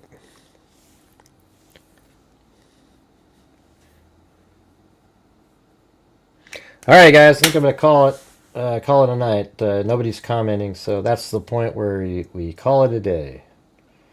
You know? So it's just, you know, we ask questions, nobody answers, and then we call it a night. Now people are typing in. Arguments are based on theories and pontification instead of hard facts. Yeah. It doesn't make sense how a person that's 160 pounds jumps off a 20... Well, he jumped off... See, are you just being willfully ignorant? Counter case. Roof full speed without hurt whatsoever. Full speed. What do you mean full speed? What kind of a dumb comment is that? I don't mean to, you know, but it's just stupid. No, he jumped. His feet were at about 11 feet, 10 and a half feet. Maybe he's standing on top of a basketball court.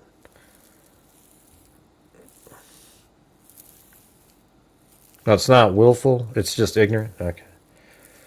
Yeah. It's crazy. Doesn't make any sense at all.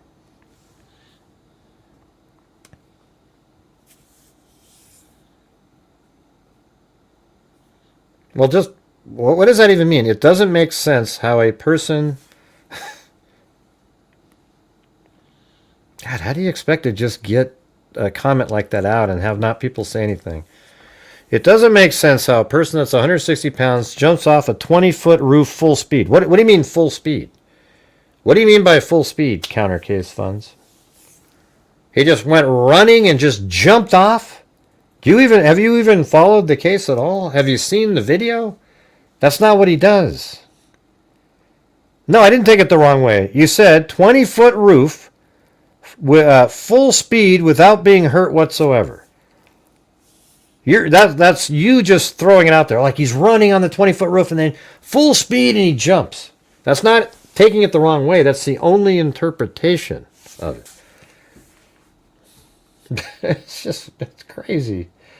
Where do these people come from? How are you able to be taken seriously?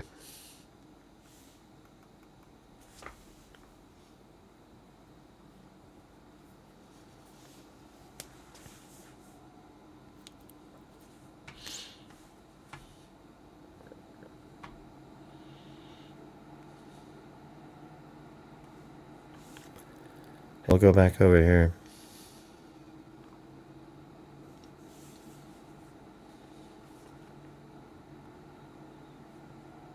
And by the way, remember that whole video, you guys, for the ones that showed up late that I spent 4 hours working on the show with you guys? It had less views than this show has right now. I mean, just, it got 2,000 views. How is that possible? It's unreal. It was such a good video, you know?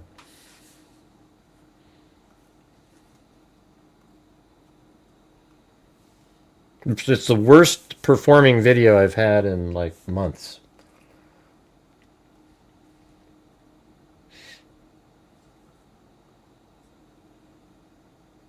There it is, right there.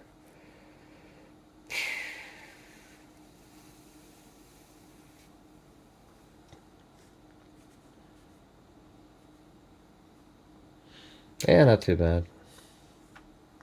But great! Yeah, they just... Yeah, it's just stupid game tonight.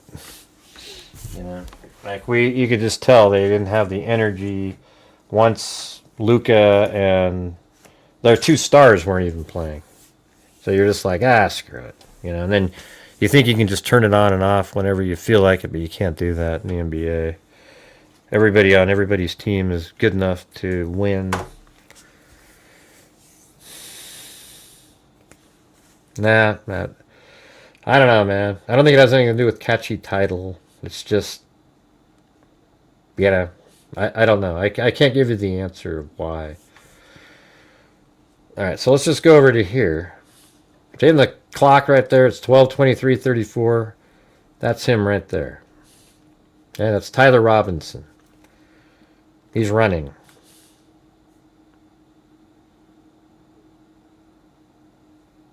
No, I'm going to do... like we've gone over this 1,000 times, counter case funds. I'm not going to do it the way you want me to.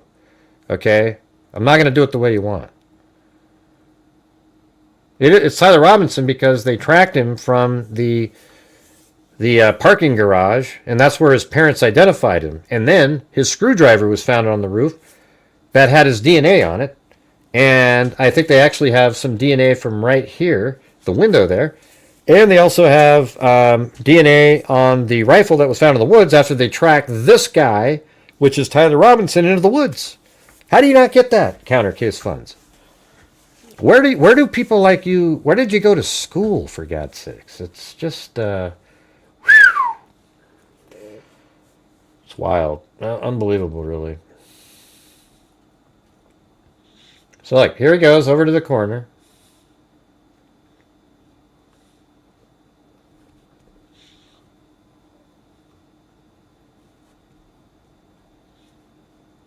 Now look at that's him jumping at full speed.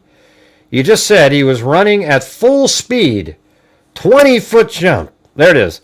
It doesn't make sense how a person that's 160 pounds jumps off a 20-foot roof full speed without being hurt whatsoever. So that's a lie. Okay.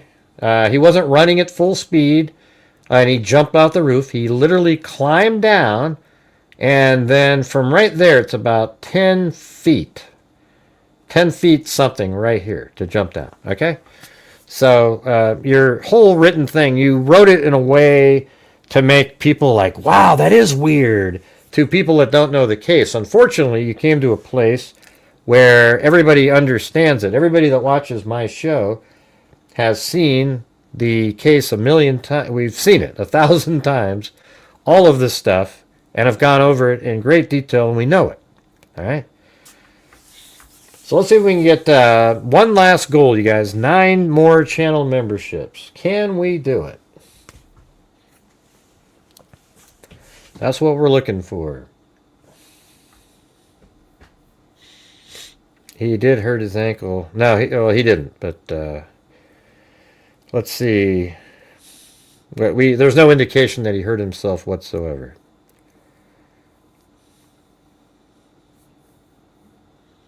Right. It doesn't matter if it's Tyler or not. It's just disprove. What did? Doesn't matter if it's Tyler or not. Yeah, you're talking about the guy over here, the counter case funds. Right. Like he didn't. It was bullshit. Taking my words out of context. Is that what we're doing? Hey, everybody, we're taking his words out of context. What context did you mean full speed? Okay. Which one? What context was that supposed to be in? That's out of context, Gray. I'm taking his words out of context. It's right here. I show the context. That's on the screen. That's your sentence. You're just a know-it-all and no sympathy for explanation. You immediately assumed I said jump straight off the roof. I meant fastly lowering yourself. Ah! Look at this one right here, you guys. Look at this one. Oh, let's put this one up here. This is even better. This one's even better. Oh, we can't do that? What'd you guys do? Did you... he said, you're just a know-it-all and no sympathy for explanation. You immediately assumed I said jumping straight off the roof. I meant fastly lowering yourself off. Okay. He jumps off a 20-foot roof full speed, you said. There's no indication that you were saying he fastly lowered himself. Oh, my God. And then you said he jumped off the 20-foot height of it. And by the way, it's not 20 feet. You can go right over here, and I think it's 16. So let's say you go right there, right? This is... Hey, wow, thanks, Susan Smith. Oh, I forgot the name. Chris O'Connell again. And Wild Bill Wassman. Thank you. Very cool, very cool. Thank you. So right here, it's 4,668. Right here is 4,652. So it's 16 feet. So it's not 20. And then right there is probably, 5 feet to get to your level. You put your foot there, maybe, let's just say it's about 10 to 10 and a half feet his foot is at, and he jumped off. And I actually used the extension rod that I had and put it up there and then marked it so I could measure it when I got home. Or actually, I put an extension on and put it up there, and it went right to a certain point, and it was like 10 feet. Okay? So he jumped basically from the height of a basketball hoop which, at his young age, and, who knows what he really weighs. He looks like he weighs about 140, but even if he weighs 160, he could just jump off of that and land and got up and, it's not a big deal.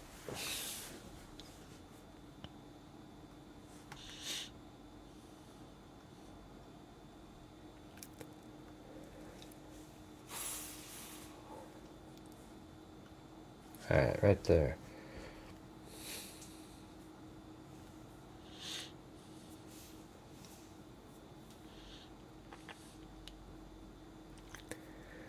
Now it's a decoy, but he's still jumping off. Why are you scrambling?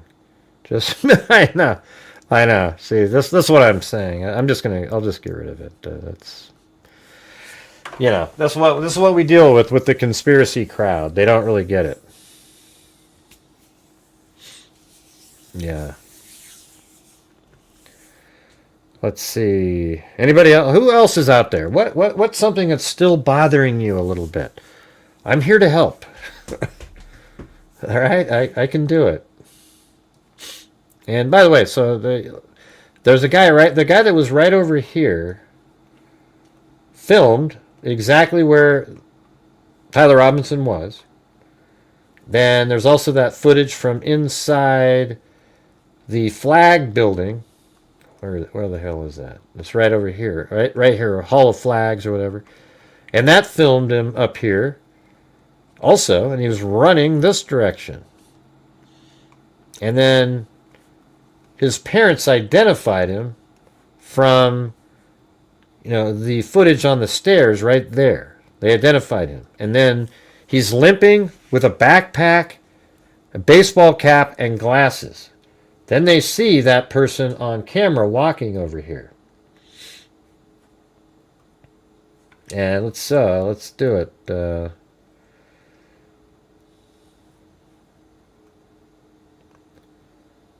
I have it in that one, or is it in the... Oh, there it is over here. Okay. I think it was on the 14th, the very first one. Here we go.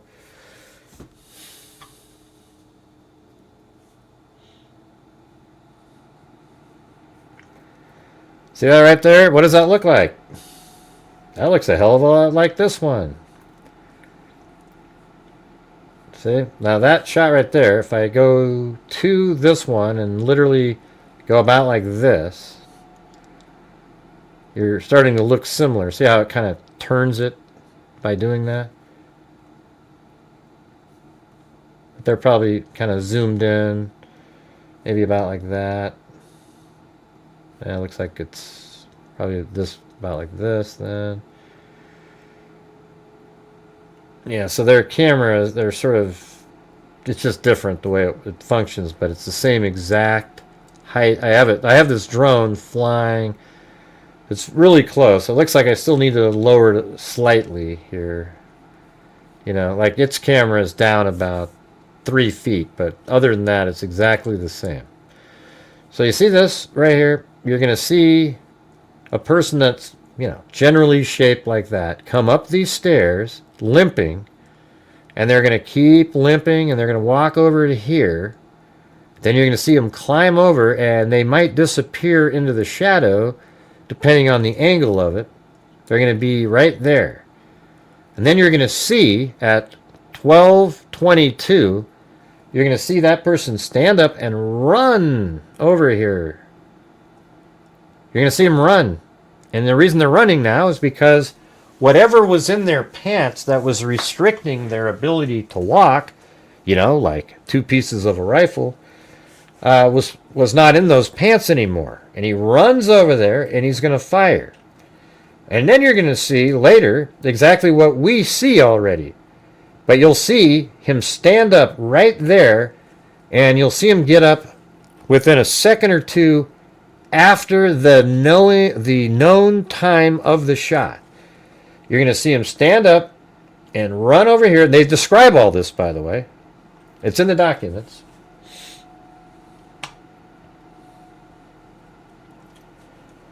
Let's see, where is it? The 13th. Yeah, which one's better? I think it's this one. Yeah, so right here. So this is in the probable cause document. So let me just say, this is on camera what I'm about to tell you. So for the people out there that go, where's the video? I can't see it. It's, oh God, how do we know? Because it's right here. They literally tell you, it says, surveillance captured suspect making his way towards the Losi Center. At approximately 12:02, the suspect was recorded. What, audio? You just heard audio and they knew where he was? Shut up. The suspect was recorded walking on the north side of the Losi Center building, walking with the same gait as observed earlier. They have this all on camera. They see him walking down the street before he got to the tunnel, into the tunnel, everything. He's walking with the same gait, the same clothing, etc. And then his parents recognized him in these photographs. Right here, look, watch. See these? His parents go, yeah, that looks like our kid. Yeah, that looks like our kid right there. Yep. Then they see the same person on the north side, which is right over here. He comes walking around. You'll see him limping all the way across, clearly across this area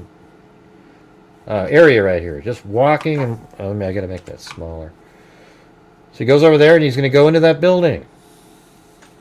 Okay, and you'll see it all because it literally says it right here in the document.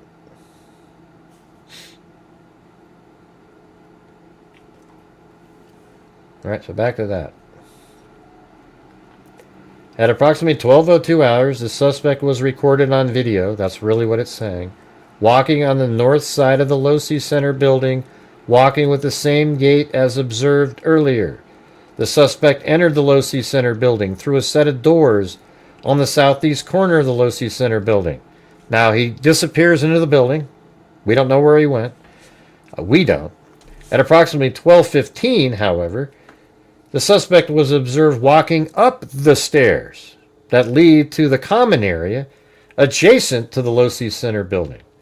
The suspect walked to a short concrete wall that separates the common area from the rooftop of the Losi Center building. Okay, so that's going to be, let's go to that one.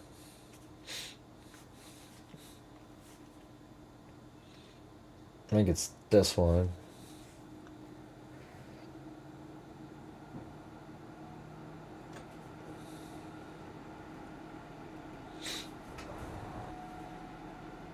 All right, here we go. I'm walking on the north side of the Losi Center building. This is exactly what Tyler Robinson did. Just like this. I bet it's almost identical. See, right there is where he jumped down from. It's actually around the corner there. Hold on. Let me go back a little bit. So right here is where he jumped down from. This is where he jumped off. Right there. His finger, those are tape marks. Those two little white things up there, those are 2-inch tape markers. His fingerprint slides are up right up on the top up there. Across the ground. Okay, but this is exactly what he did right here. Watch. Look how simple this whole thing is.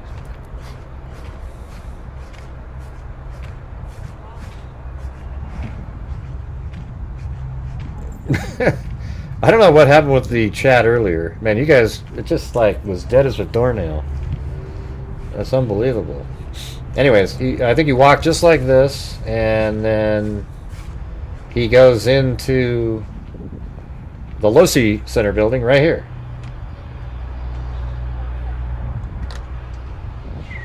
All right, now inside of here, we don't know where he went. Law enforcement might know exactly where he went. They might have witnesses that said they saw him in here. This is inside. Now those steps right there, that's how he got on the roof. That's how simple this whole thing was. So who knows what he did.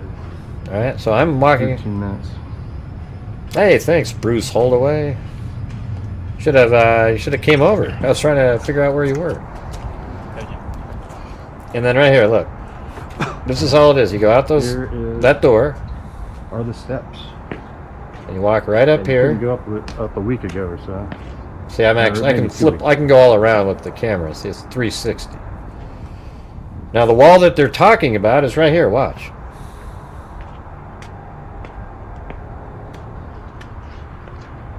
Those prints are probably, crazy here.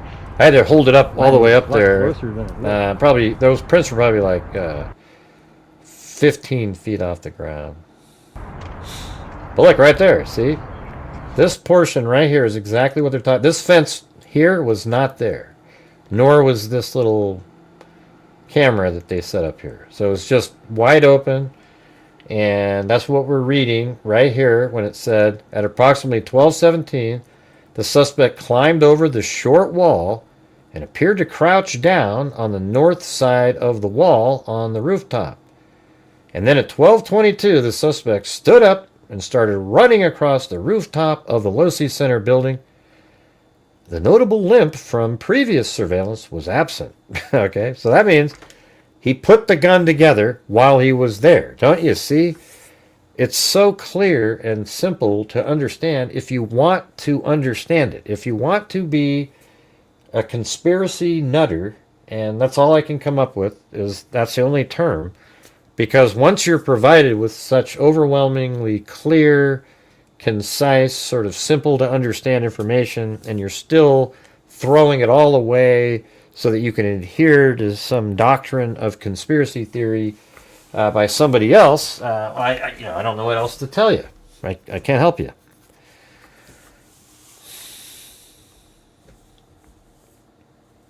And then it said, at approximately 12:22 hours, the suspect laid down in a position consistent with a prone shooting position near the edge of the rooftop, and then appeared to be facing west in the direction of the courtyard. And then it says the rooftop of the Losi Center building overlooks. We've seen all that. And then it says at approximately 12:23 hours, Charlie Kirk was shot.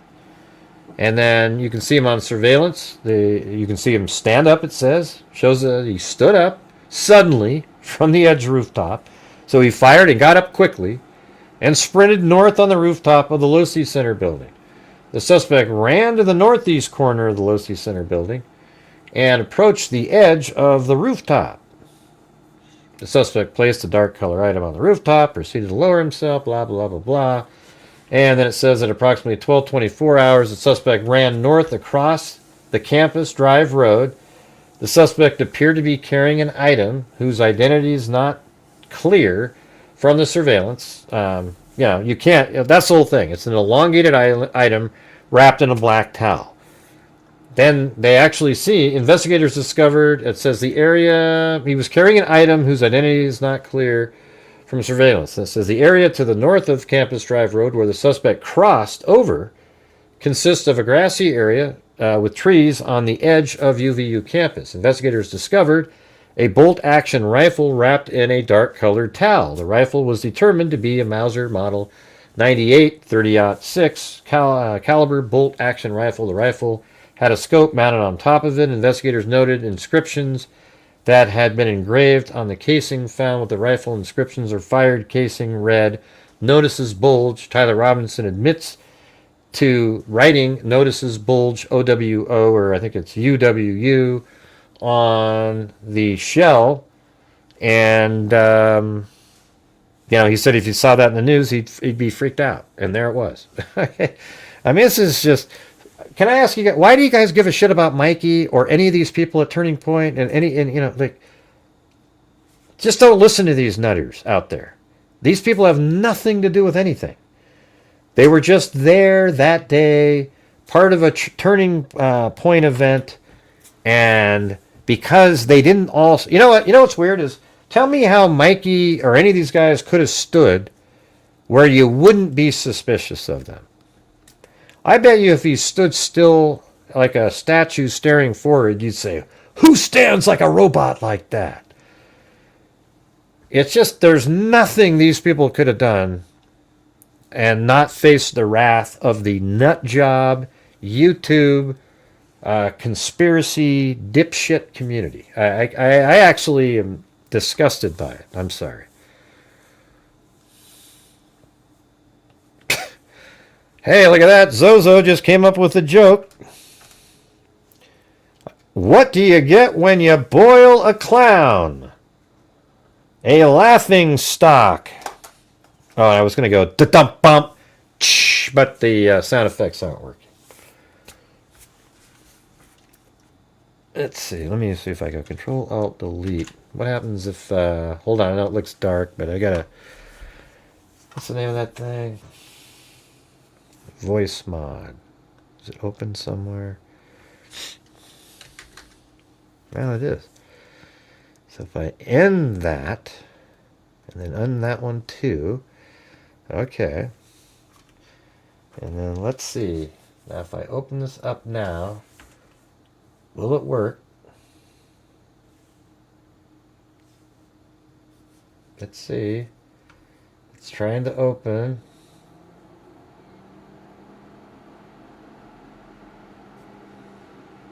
Let's go back over their conversation again. Oh, this might work. Oh, look at that. I think it's going to work.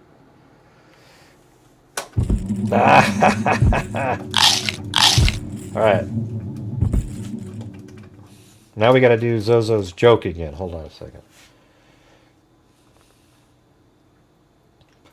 What do you get when you boil a clown? A laughing stock. It's always funnier with the drum roll, don't you think?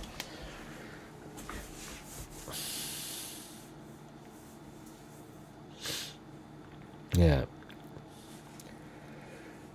All right, let me go to the other one. It was 16. Yeah, wow, I just happened to get to the right one.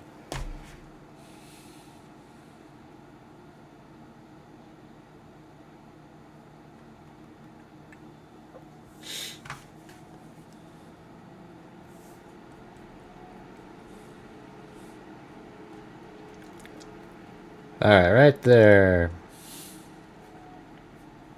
And by the way, I don't know if did you guys see that the other day when I found, let me show you something. Is it this one? No. That one? No. 27? Nope. 26? Yeah, there it is. X, right? All right, so here's the Lance something or other, and you say replies. And then look right here. He says, still okay. Who is La Bubble? Who's that? Anybody know who that is? Because he types in still okay. And then when you click on this account, it's suspended. I don't know if that was Tyler Robinson or not. You click on that one. I mean, I'm not going to reply to it, but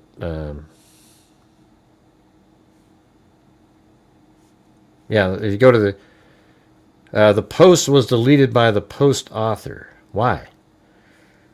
You know, is that Tyler Robinson? But look at how it says still okay, right? And then right here, I'm still okay, my love.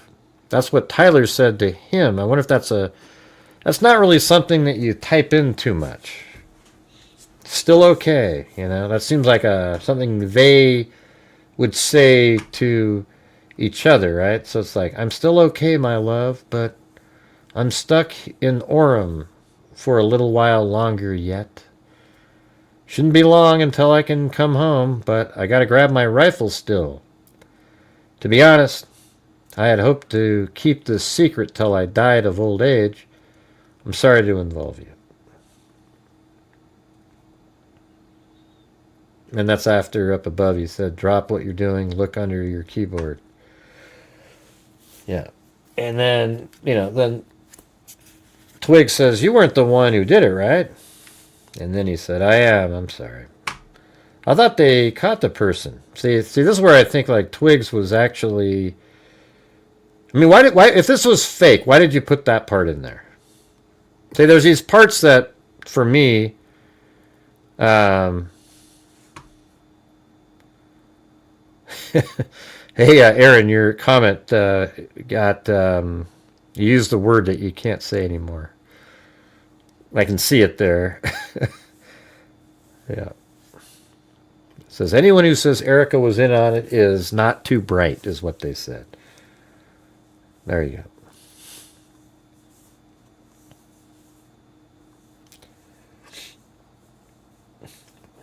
Well, we have 67 gifted channel memberships, you guys.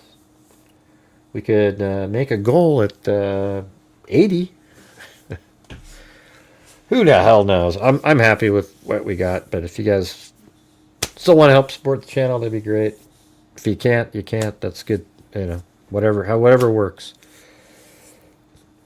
I always get these trolls, no matter where I go, they always follow me around and say the same kind of things. It doesn't matter.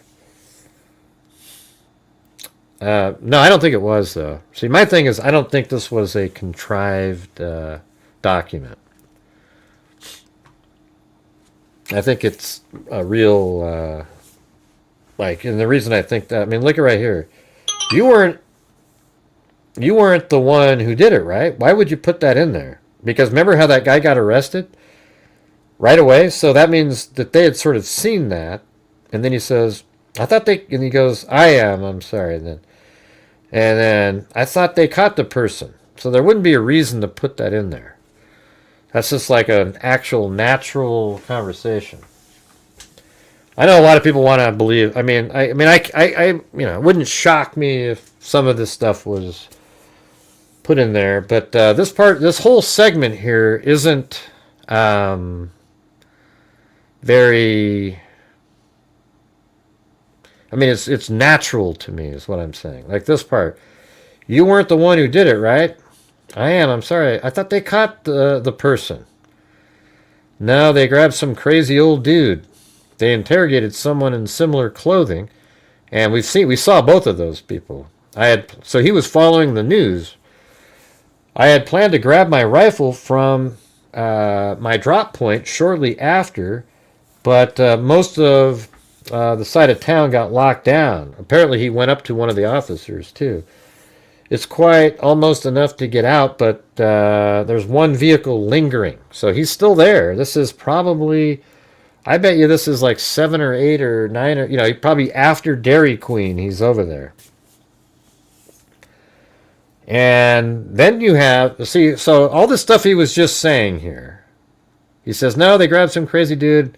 And there was a lot of different things he said, right? And then right here, Twigs says, why? And then Robinson, not knowing what the why would they, let me ask you something. Do you think that was contrived too? That little portion there? Because Twigs says, why? And then Robinson says, why did I do it? And the reason he said, why did I do it? Because he didn't know what Twigs was asking why about, was because of all of this stuff. No, they grabbed some crazy old dude, then interrogated someone in similar clothing. I had planned to grab my rifle from my drop point shortly after, but most of that side of town got locked down. It's quiet almost enough to get out, but there's one vehicle lingering. Why? Why is one vehicle lingering?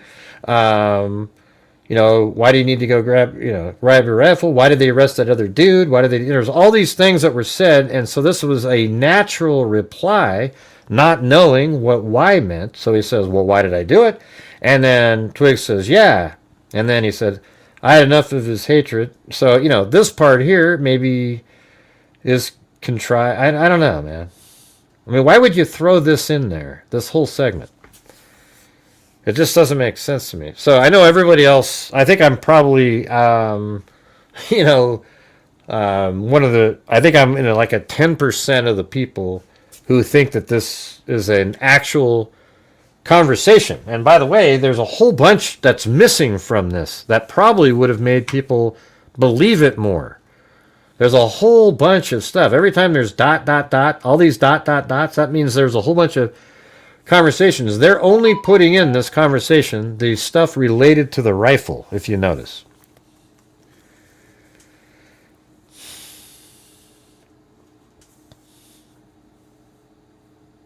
You still there, Aaron?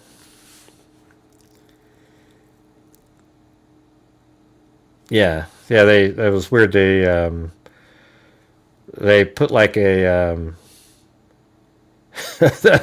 YouTube put this little mark on it or something. It's not a big deal. They just put that there. But I agree with what you're saying. There's apparently a video surfacing X where they saw a deputy talking to what I guess they assume Tyler, handing him a broken down sniper. Just stuff and bullshit. God, that's the stupidest thing I've ever seen. There's apparently a video surfacing on X where they saw a deputy talking to what I guess they say assume Tyler, handing him a broken down sniper to stuff in his backpack. Give me a break. Yeah, I don't know why YouTube blocked that one. Aaron. YouTube's just getting really difficult. That's what I thought. Yeah, that's what I was hoping too, Zozo. Like, she needed a break to clear her mind, but all she did on her break was study up on how to be more anti-Semitic. I mean, my God. Listen, you guys. It's okay if you're not a fan of the Israeli, some of the decisions they make as a government, etc. People do. Everybody always has their thoughts on stuff. But that's not what Candace Owens is doing now. She is insinuating and implying just Jewish people now. That's how she kind of words things. And then in her chat, it's the most disgusting thing I've ever seen. These people are some of the most, it's just the most vile people you could ever imagine. I didn't realize that people were still like that. So what's happening is they're creating a scenario. You know how the left is, not everybody on the left, but they're pretty anti-Israel, like almost always. And now the right, because of people like Candace Owens, Tucker Carlson, Fuentes, whatever the hell his name is, these guys, they're making it where now Israel is not liked by even people on the right. And so where's the safe place now? Yeah, it really sucks, man. And I don't know, man. I don't know what to tell you. It's disgusting, though. What do you guys think?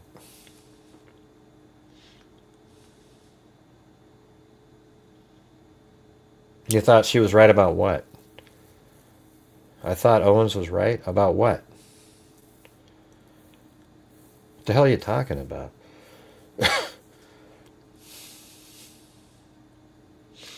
know, but she pulls it off. Like, yeah, she's like Kanye is some spiritual advisor now.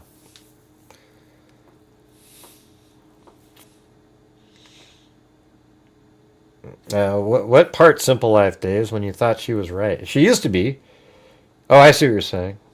Oh, on the right. I see. She used to be, yeah. I mean, I'm not sure what she is now. I think she probably would consider herself still on the right, but she used to be just sort of into Blexit, and things that are sort of reasonable. Yeah.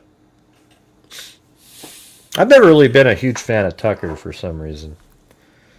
I've liked him sometimes, I've never been a huge fan of Tucker Carlson.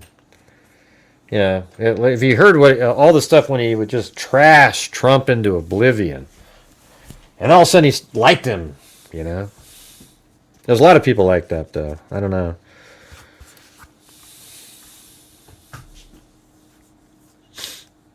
Opinion would be had they lost someone on. Yeah. I see what you're saying, Simple Life Days.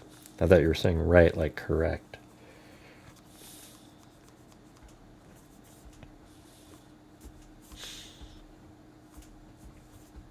I'm just saying that's what it sounds like, Susan Smith.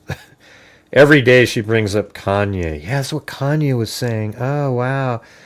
Wow. And you can see what Candace keeps saying over and over is how she had a dream, and then Charlie Kirk has these dreams. So she's trying to almost paint herself as some sort of higher being than the rest of us. She's sort of in touch with the spirit world, and she knows things. She saw in her dreams that he was being betrayed, and Charlie has dreams that were almost true too. They sort of seem prophetic in his dreams. So, my dreams are just as vivid and clear, and we're sort of like we're kind of almost two biblical characters. He's dead now. He wanted me to be his David, and this is exactly what she's trying to do. Trying to raise herself to a higher level of being. You guys know it too, right? I mean, don't you hear? Why does she keep talking about these dreams and Charlie's dreams and, how Charlie wanted her to be his David and... Come on. I think she does, man. She is. But also, what's wrong with Tucker? Why the hell did he bring on that absolute racist pile of shit the other day on there? I mean, my God, you got to be kidding me. That was his name, Nick Fuentes, or the Groypers guy. That guy is sick. I mean, he's still currently using the N-word, for God's sakes. And Tucker has him on, and then Candace doesn't even question it. She's like, oh, well, he should have him on because he can ask questions.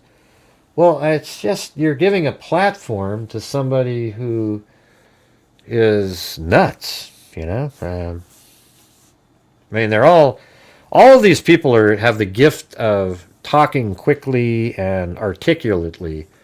So, they come across as being like really experts on different things, but in reality, their brains just don't think through things. It's weird.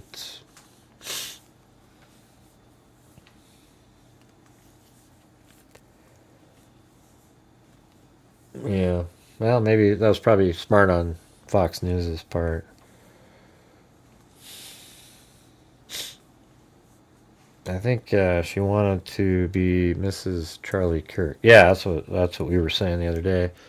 I think she's probably felt a little jilted. I think soon she's going to go. And you know what? She's still on their website as an employee. Have you seen that? It's crazy. I was like, come on, that can't be. Yeah, let me see if I can find that. Maybe they've removed her since, but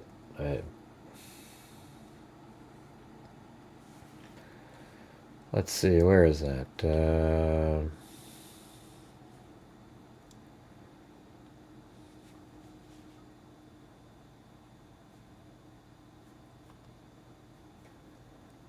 Not really resources, maybe. Yeah.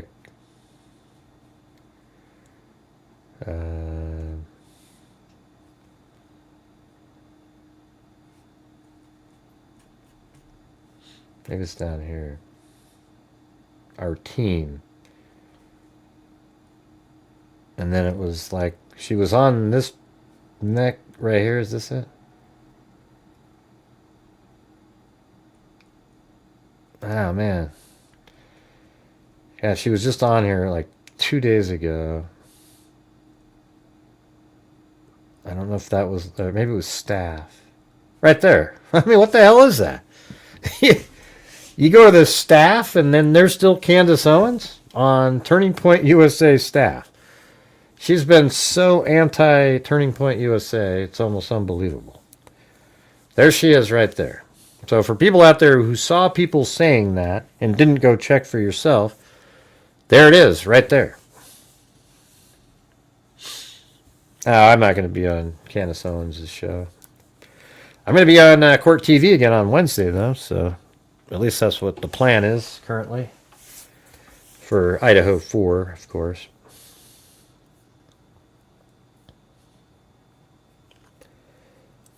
Yeah, she's the chair of Blexit. And that's kind of what she did. That's why people liked her, because she was finally telling the truth to other black people. But unfortunately, she's kind of left that arena. Yeah, she should be removed from there. They still have Charlie here. Maybe they just haven't updated this for a while. I mean, or maybe you don't want to remove Charlie from... I thought that was the girl that was the anti-Mormon lady. I forgot what her name... Who's that one lady that's always... Not Mormon.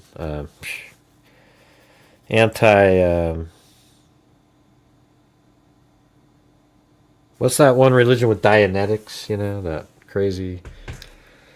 Not Mormon. It was the... I can't remember. L. Ron Hubbard. That guy?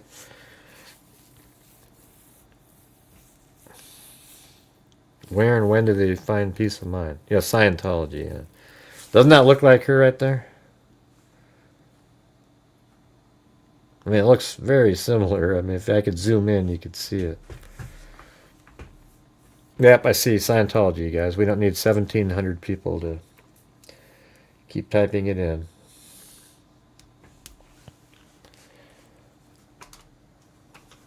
I'm fired out of it now. Scientology, Scientology, Scientology, Scientology, Scientology, Scientology, 25, 30, 35, Scientology, Scientology, Scientology, 45, 50, 55, 60, Scientology, 75, 80, Scientology, 85, 90, 105. 30, 30, now 5, I'm 35. Yeah, I mean, Candace is, all she does every day is throw out a different conspiracy. She was all upset about this one guy who was on a cell phone at one point. Who cares? Like, he's on a cell phone right after doing a selfie video. People do all kinds of shit.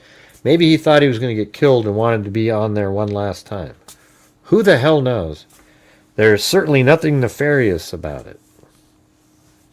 She just keeps looking, and the people call it investigating. Keep digging, Candace. Keep digging. She's not digging at all. They have some idiot just come in. Hey, do you see this one guy who's in the fourth row? He seems to grab the cigarette with his left hand, but if you notice, he uses his right to dial his phone. Who grabs a cigarette with their left hand when they're actually right-handed? There's something not quite right there. You notice when he pulls the cigarette out, there's this empty spot there. How do we know that isn't the muzzle of a silencer? A new cigarette shooting gun.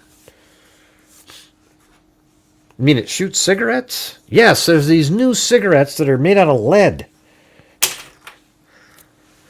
Yeah, these people are cuckoo.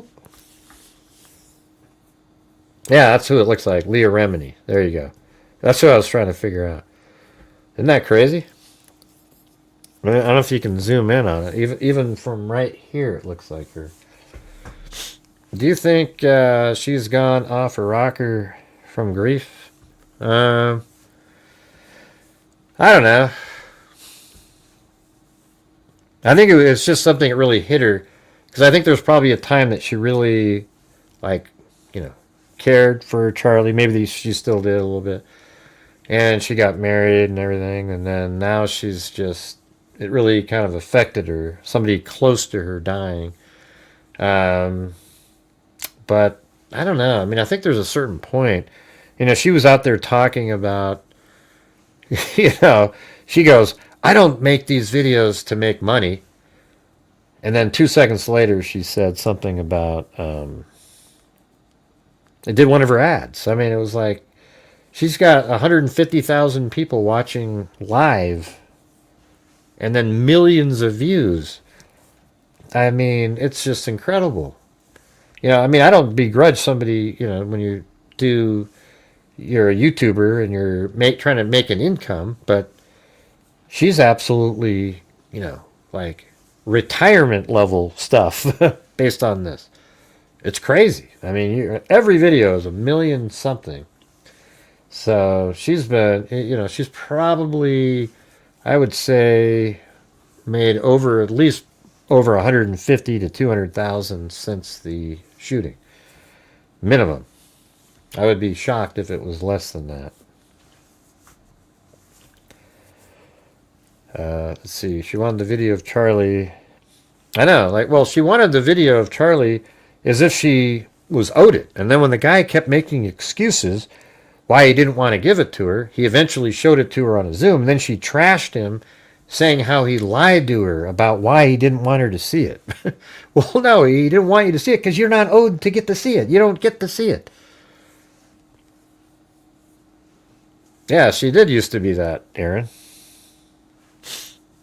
Yeah, she was. I mean, you know what's funny is I've known Zozo for many years. So I remember when, I don't know, 3 years ago, 4 years ago, we would say, "Hey, have you seen this?" And she goes, "Oh yeah, I love her." You know, she would say that, and I'd say, "Yeah, she's amazing." And then I think it was like 2 years ago, and I was feeling the same way, but she said, "Man, she's crazy." She said she doesn't like her anymore based on something, and that was exactly the same thing, you know. And I guess, you know, I mean, if you have a big enough audience, I mean, the thing is like someone like me, when I have like 500 or 600 people on my good days watching, and then I talk about politics and half of them are Democrats, then those people leave, and then you have the 300. If you have 2 million people watching and your crowd goes down to 1 million, who cares, right? It's like you're still doing well. So I don't know. I guess she just doesn't really care that much. She kind of knows that the wind for conspiracies is a lot more powerful than the slow breeze of facts. Hey, I like that sentence. That was a good one. The powerful winds of conspiracies are more powerful than the slow breeze of facts. Hey, let's see. Gluten-free cigarette fun. Hey, that's right. Get those new gluten-free cigarettes, you guys. They're absolutely amazing. They come in low-calorie, too. So you can get the low-calorie, gluten-free cigarettes, and I've heard this recently, but they're coming out with a new brand that has resin. Boy, those are going to be good. Good. I thought she was saying Erica was involved. What do you mean? Who are you replying to, Henry?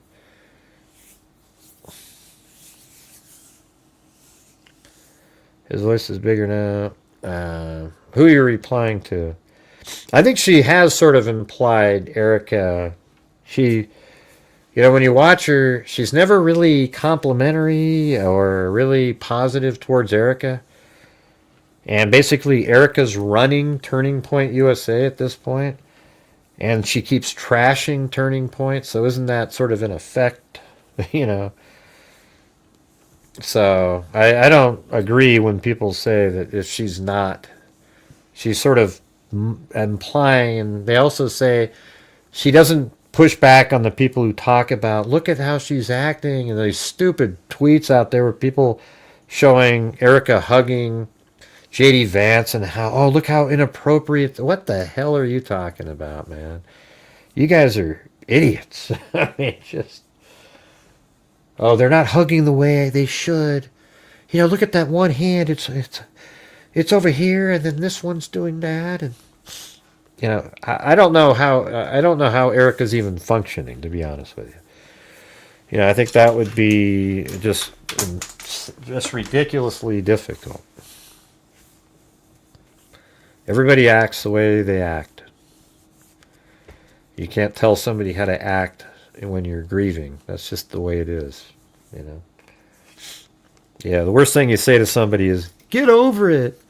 You know, it's been a while. Get over it. Screw you, okay? You just deal with it the way you deal with it. And people who say that, just get over it, most people don't have a clue what they're talking about. Right. Yeah, they probably wouldn't show that comparison. And thanks again up there, Bruce Holdaway. Well, we're only 2 channel memberships away from 70. That'd be kind of a cool number. Yeah, Gray and Erica. Yeah. Anyone with a brain knows the footage is off the edge. The video of him walking up the stairs looks... You're ridiculous, handler. Are you a real person or an AI bot? Anyone with a brain knows the footage is off the edge. What does that mean by off the edge? The video of him walking up the stairs looks so AI fake. Well, it's not a video of him. It's still frames. So what video are you talking about?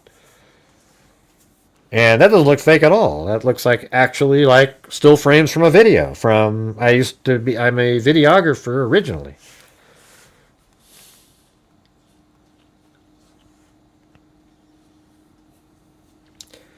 That's a stupid comment, Lewis. If you make another one like that, I'm going to remove you. Okay. Hey, wow, thanks, Lisa Belson. How's it going, Lisa Belson? That was funny. She sent me a... maybe I'll show it on the show. Where is that thing? Right here. She sent me a... Daylight... Well, it's just a joke. It's like a... It's basically the same shit like Zozo would send. It's about daylight saving time. Explain it again. It feels like 5 p.m. dinner time, but it's really 4 p.m. This is bullshit. You know how dogs, they want to eat at exactly the same time every single... Yeah. Yeah. That's pretty funny. Hold on. Oh, wait, that's not the one. I wanted this one right here. Let's see. Explain it again. It feels like 5 p.m. dinner time, but it's really 4 p.m.? This is bullshit. All right, there you go. All right, there you go. Yeah, let's see. Who's the fool talking about AI up here? Yes, it is.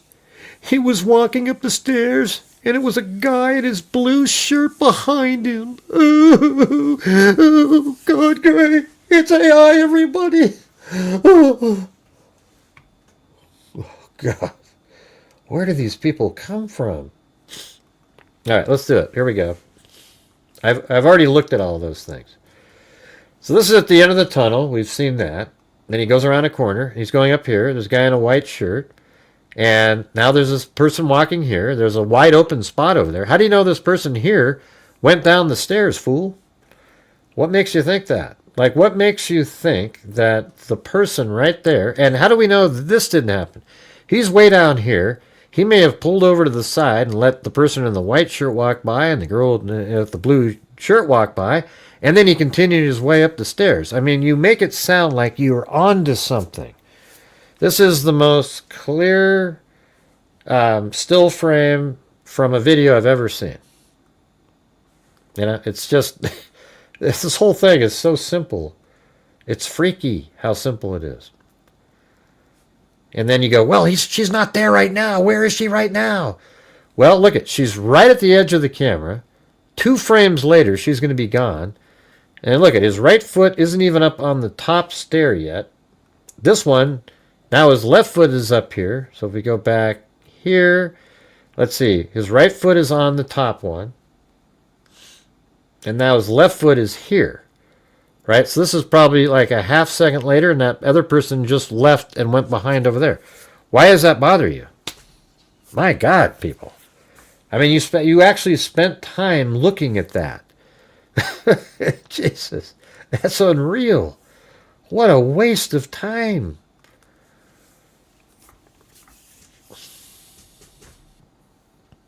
Definitely wasn't walking up the stairs. Definitely was a still shot, no walking. Well, he is walking up the stairs. There's still shots of him walking up the stairs. Yeah, there's no video, but there's still frames of him walking up the stairs. They didn't have him stand there and pause, take a photograph, and then move him somewhere else, and then pause, and then... Yeah. Oh, man. Right. See, when people go, how do you know that's him on the roof, Gray? How do you know that's him on the roof, you bastard?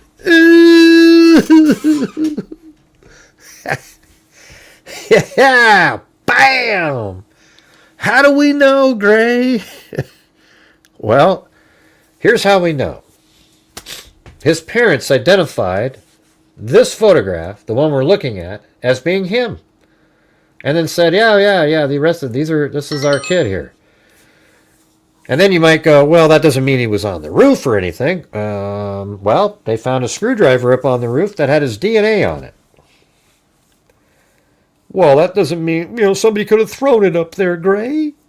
Okay, well, the clothing that this guy's wearing is the same clothing that, and he's limping here, is the same clothing that the guy that went on the roof was wearing, and he limped until he climbed over the wall, and then he wasn't limping anymore. So he obviously took something that was in his pants out so that he now can run. And then they followed him off the roof. All right, let's go back to this one again.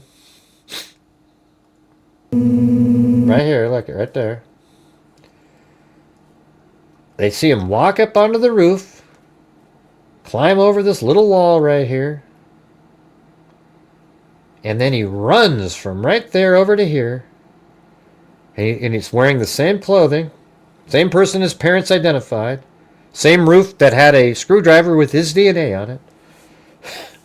Then he comes over here, sets his foot down, and jumps. Now, I bet you money they have his DNA off of this drag mark here.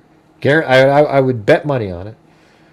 And then they show him walk across over here, and guess what? This camera can pick him up all the way to there. And they see that he doesn't go over there, and he disappeared into the woods.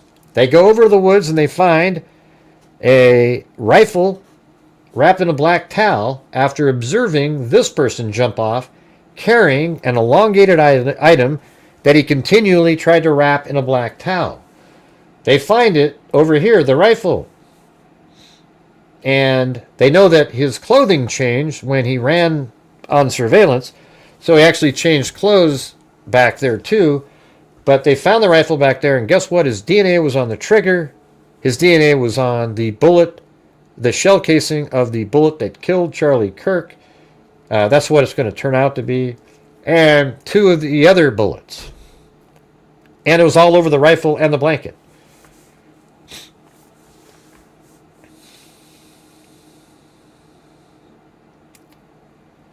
Oh, that's true. Yeah, we never thought about that, Zozo. Maybe it is just 3 Oompa Loompas inside of clothing. Wow. That's... Wow. Oompa Loompa Doopity-dee. If you are wise, you'll listen to me. Let's see. Gray can't prove anything. Gray can't prove anything to be 100%. He can't even prove Tyler is a real person unless he sees him in real life. You people are nuts. You understand that, right? God, these people. That's a literal student, man. How did he manage to get into the building but not even... Oh, my God. Do you understand how ludicrous you guys... Listen. Hey, handler. When this goes to trial, or we get a significant amount of data at some point, you're going to be embarrassed. Okay? You're going to be an embarrassed person. And you know what we won't see? We won't see your sorry ass come back over here and apologize for your idiotic behavior. I guarantee it. That you will not do that. All right? I guarantee you. All right, let's see. It's gotta be the same troll since they don't make sense, right? Let's see.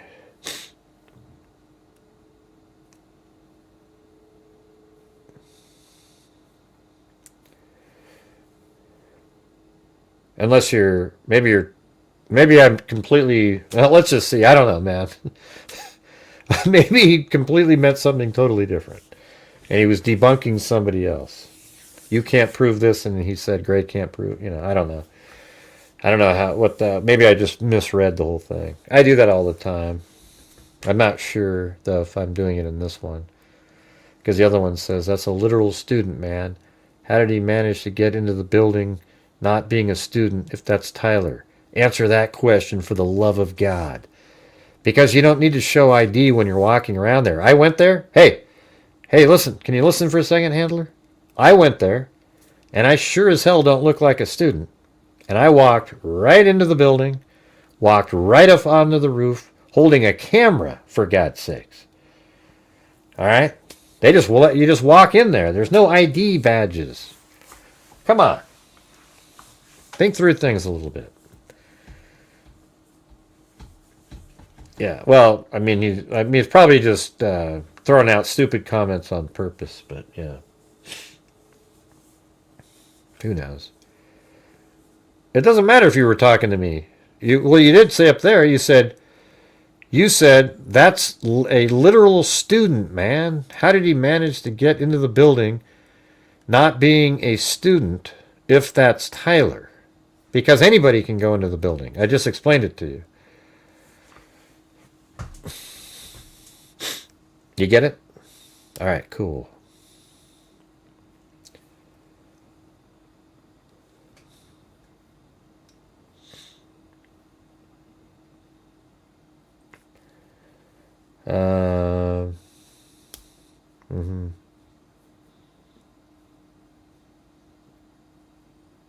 Okay, now you were mocking what he said. Oh, jeez.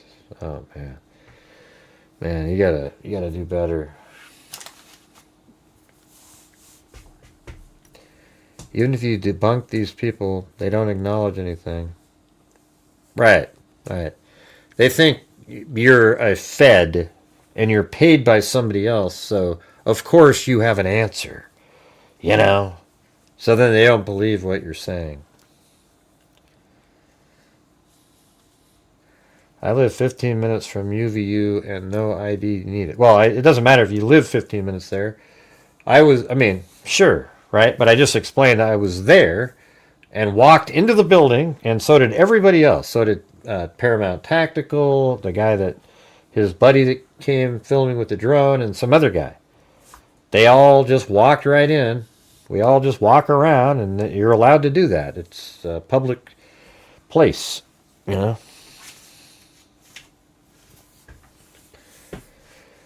Oh, boy. All right, let me go up and try to figure out handler. Maybe we misread the whole thing. Let's see. Yes, it is. He was walking up the stairs, and it was a guy in a blue shirt behind him. Uh-huh. Oh, so you're the one that said wasn't him. Anyone with a brain knows the footage is off the edge. The video of him walking up the stairs looks so... Okay. Right. Okay. I don't care if you were talking to me or not. What you're saying doesn't make sense. All right? And you will be proven wrong. Does anybody in here think, though, I bet you, even if Tyler Robinson came forward and said, I did it, and pled guilty, the conspiracy theorists won't let it go.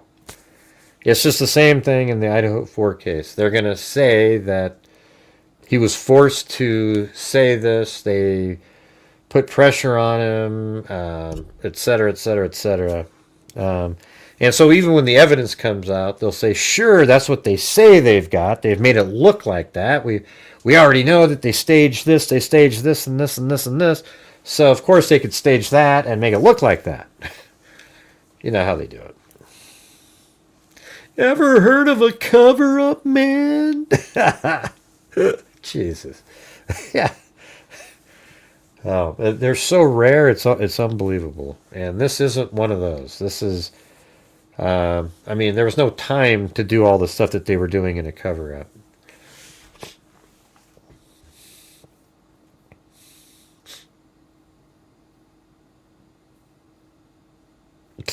Hey, look at, there's a good one by YouTube handle 3. My friend David recently lost his ID. We now call... Let me start over again. My friend recently lost his ID. We now call him Dav. Meaning he lost the id at the end. I guess you'd say Dave, but then there's no E to say Dave, so it's kind of hard to tell the joke. But Gray, he's just a kid. Ooh. Nate will be disappointed that he missed his favorite troll. Nader Bader. Yeah. Yeah. There's Jessica Schubach with the drum roll emoji. Tyler being 6'4", 100... Oh, my God. Okay. We're going to have to time you out, man. Tyler being 6'4", 170 pounds, got off the roof with a 3-4 foot drop. Once he lowered himself... No, it was more like from the slide. Also, did he live in the same house as his parents? What are you talking about? He's not 6'4". Where did you come up with 6'4", dude? It's ridiculous. He's the patsy. The patsy's always willing to plead guilty. What did he get out of it, 62 sketch? What did he get out of it? What was his cut? I think Tyler Robinson was 7'6". He was. Those are just his knees you see running across the roof.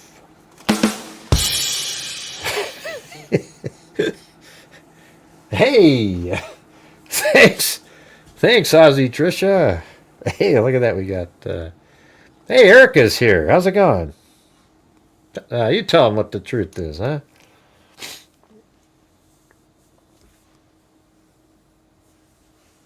How's it going, Ozzy Trisha? Haven't seen you in a million years.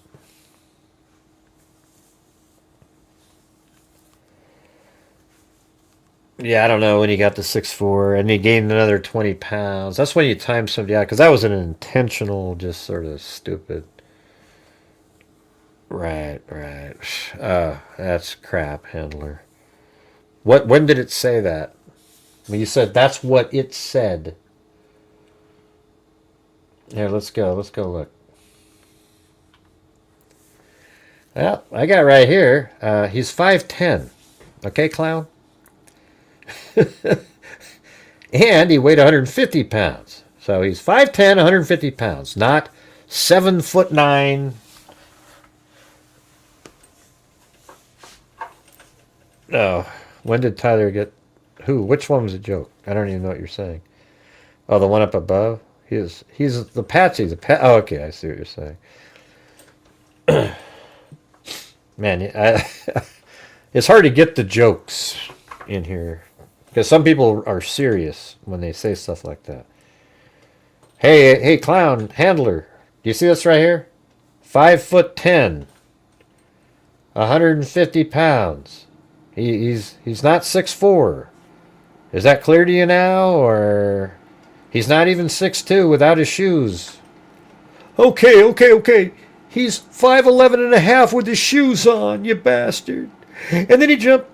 Okay, but you said he was 6'4" a minute ago. How are we to take you seriously? I'm reading it off of the Utah County Sheriff Inmate Details. Of course, they got that wrong, right? For you, Handler 0988, you know it better than they do. You've got it down. As a matter of fact, you know what Tyler Robinson looks like better than his parents.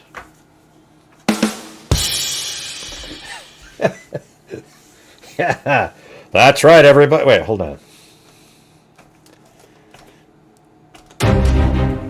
Tonight on Grant Hughes Investigates, Handler 0988 will tell us exactly why Tyler Robinson doesn't appear to be the person his parents identified, because he knows what he looks like better. In fact, he'll tell you exactly why He's 6'4" and 170 pounds, while in the charging documents themselves, it says he's 5'10" and 150 pounds. Who's lying, everybody? Tune back in tonight and listen to Handler explain it. Oh, yeah. You know how great that'll be? 72 inches is 6 foot, dumbass. It says 5'10" right here. You see that? See that? See that? It says 5'10". Let's see. Hey, as long as I get a few chuckles, that's good, you know. Oh, yeah.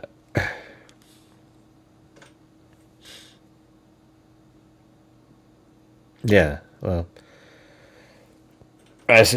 so Handler was replying to YouTube Handle, who said 72 inches, but it's actually 70 inches is 5'10". Yeah, but he's saying around, he said around 72 inches. You said he was 6'4". Okay.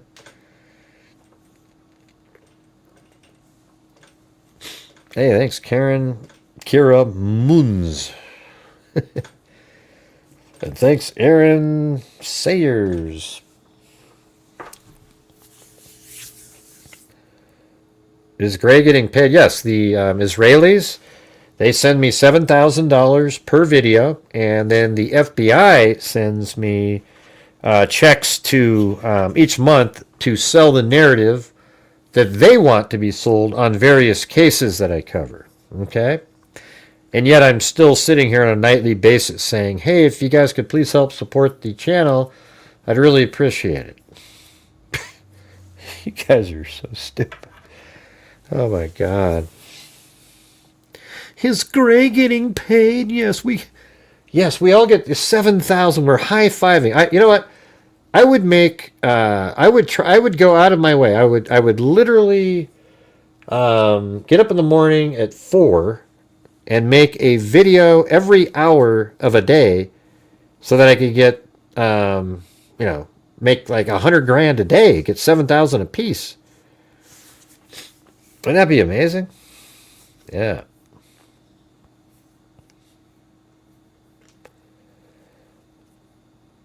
Because nobody's watching. Ooh. Yep, I can't help out what YouTube does, you know. It's the notifications. They don't get sent out. People always say, oh, man, I didn't even know you were live. I just randomly checked.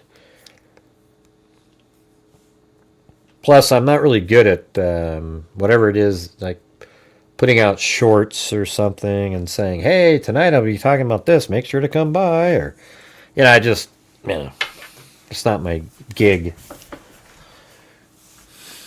But I'm not going to, Handler. We're done.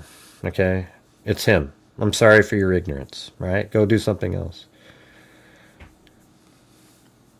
I've answered every one of your questions, destroyed every theory, every thought that you've had, and you keep trying to push with new garbage. It's just not working for you. I'm sorry. Dude, are you high? Are you Spicoli now? Exactly. Dodge it, Gray. You're dodging it. Look at his feet. They're so different.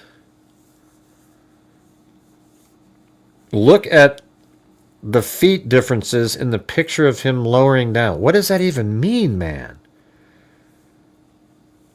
It's 10 feet. Right around 10 feet from where he jumped to the ground.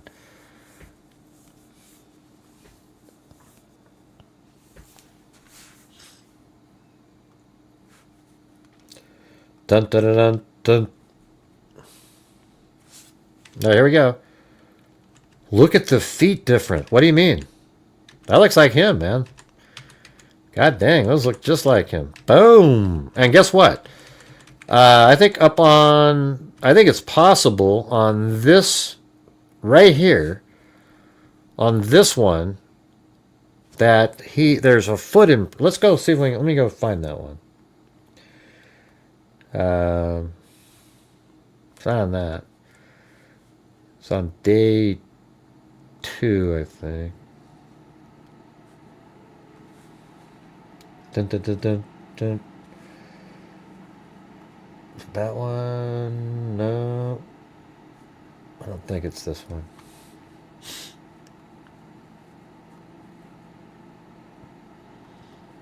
That's where he just walked over that little wall and reassembled the rifle. He doesn't have a point. He doesn't have a point. What's the point? Who is this person?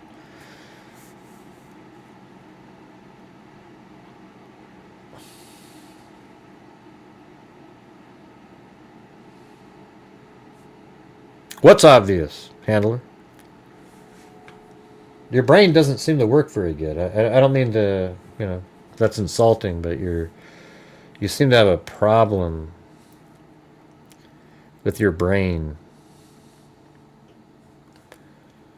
Yeah, so I think this is the ledge where his foot was. Now see those things right there that were still there? Those are the tape, the 2-inch tape marks. Did I already go up there? All right, so there's the 4 fingers that slid off. Now I think it's possible that on here they were able to get prints off somehow. See how they have the tape there? I mean, there's been times where if I go like frame by frame, I could see, there could be like an outline of a foot, like his Chuck Taylor marks might be right on that. You see, let's go up a little bit here.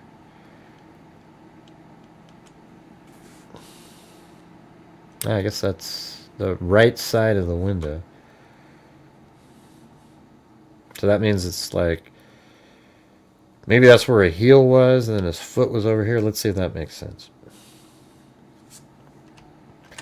So here's the center would be right there. And so if his foot's right here, that piece of tape would work. So see where my yellow thing is? Let's see if this works. Oh, man. Look at that. Boom. That's like right on that sucker. Okay. So I think it's possible that they got the Chuck Taylor prints. I don't think they got him when he jumped on the ground. I don't know. They're not really asking anything. They just pretend that they're asking something. Yeah, we know Tyler Robinson did it. Yeah. Whose feelings? What are you talking about, man? I don't know what you guys are talking about. Jesus. And let's see. So there's this. That's the... And this would probably be right there. That's the middle of it. And then there's that. So his foot would be right in there. Right there, right in that spot. I'm not sure. These tape here didn't do anything. And then right up here, I think they would have been able to get DNA from right here, you guys. There should be DNA from these 4 dragged finger marks. And this here almost has the appearance of like that is what they did here. Some sort of a... The way that looks, it's almost like they intentionally like we're marking up there to get something. I don't know. And I think that's where his right foot hit up there, as he had his right foot up there and then he lowered it down to right here. See if we watch that again. See how his right foot slides across right there? See that on that little corner? And that piece right, that foot there is equal to the edge of that window. Let's see if that works. So if you go right here, up and then around, that's right in that spot. That's exactly where that foot is. So You know, you look at that. So off, even a little to the right slightly. See that? And then he lowers it down, and boom, he's here. Okay. Yeah, I guarantee, yeah, maybe that's exactly what those are. Little dragging of DNA swabbing. Let's see. And maybe, yeah, it's interesting too, because right here, see his left hand is on the roof, right? The higher part of the roof, you can see it. It's that little, even wiggles slightly, right? The left hand. Then right here, he drops it to that edge, and then right there, boom, that's where the drag happened with the 4 fingerprints. Right there. It's right at that moment.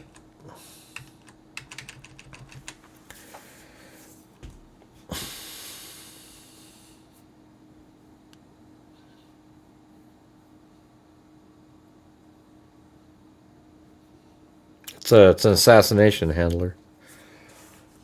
All right.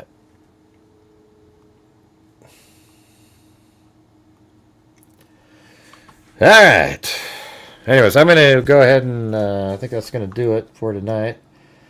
Hope you guys found the show interesting, at least. We still got in almost a 3-hour show here, even though it was kind of later.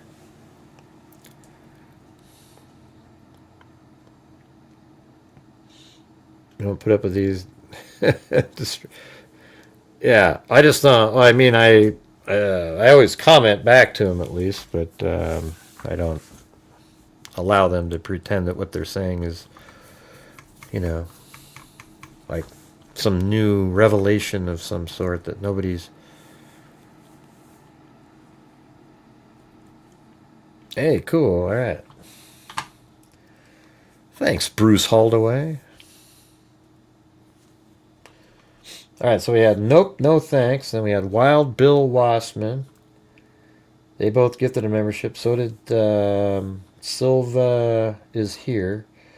And then Rage Bronson. Then Christine YK. And then Aaron Sayers. Wild Bill Wassman and Christine both gifted memberships. And then Aaron again. And then H. Doc. And then Mark AG. And then Chris O'Connell gifted 5. Wild Bill Wassman gifted 5. And Suz F. Susan Smith. Aaron Sayers gifted a membership. Then LA Connection. Then Lisa Belson gifted 10. Susan Smith. Chris O'Connell. Now, let's see. Did I just skip something?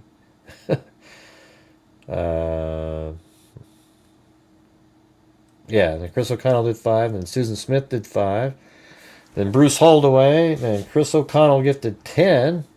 Wild Bill Wassman gifted 1. And then Susan Smith gifted 10. Then I gifted 5. Then Bruce Holdaway with a super chat. Then a gifted membership. And then another super chat. Well, thanks. he typed in gluten-free cigarette fund. And then Lisa Belson gifted 5.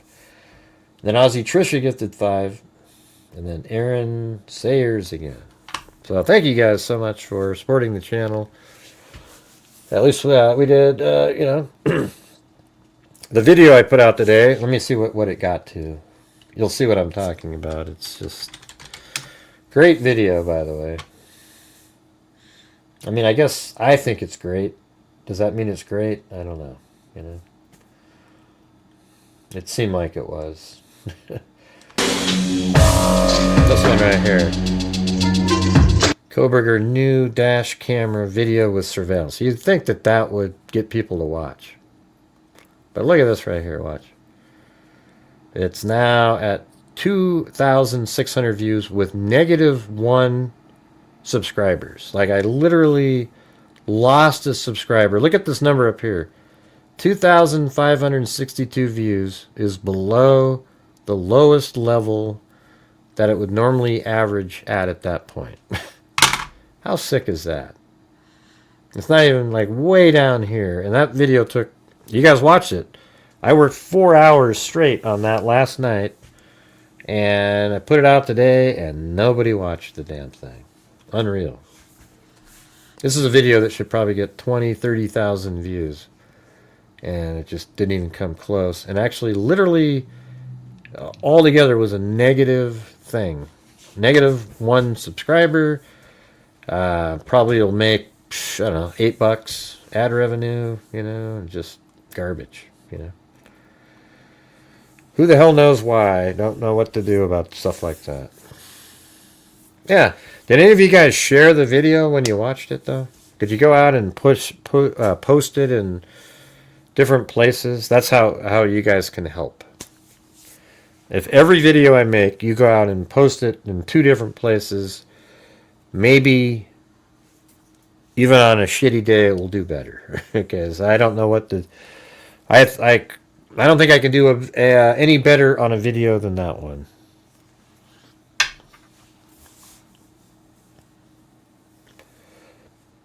Well, I didn't ask you for anything, John, but thank you. Appreciate it. I always get, what I always get is people that comment when I'm on my show and I'm saying, hey, do you guys mind supporting the channel? And, I ask and I say, but if you can't, I don't want you to send anything in if you can't afford it. And then people type something in, like, I'm just broke and I can't send something.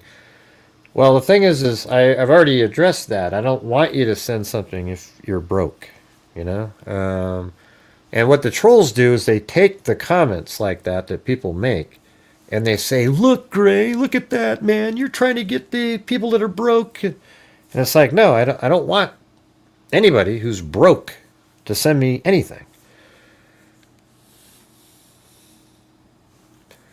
Yeah, I don't understand either, Joan, why I don't have... I mean, like, this video today, that video I put out, 15,000 would have sucked. But it wasn't even that. It was 2.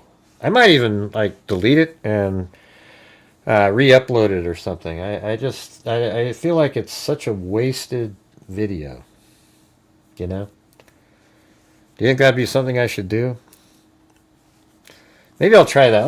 Let's come up with the most clickbaity. So you guys come up with, send me an email. I'm going to delete this sucker. I'll wait for tomorrow, but I'm going to delete it in the morning when I get up.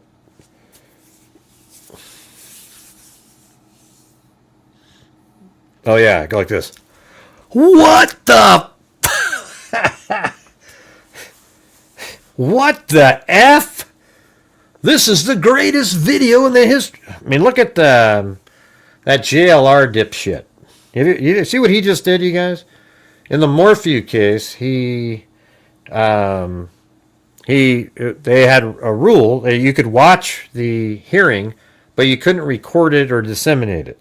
So what did he do? He recorded it, put it on his channel, and now the entire case is you can't watch video of it because of idiots like that. That's what you get.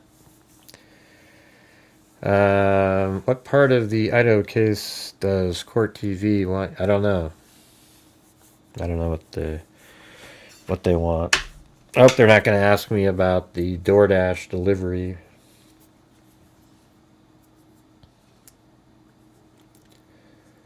Yeah. Let's see. Did anything come in over here? Any coffees at all? Not a one. Not one damn coffee tonight, you guys.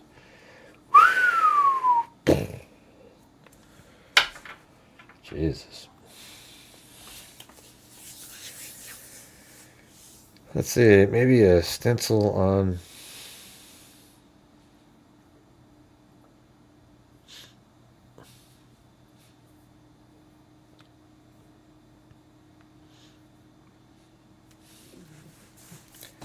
Who?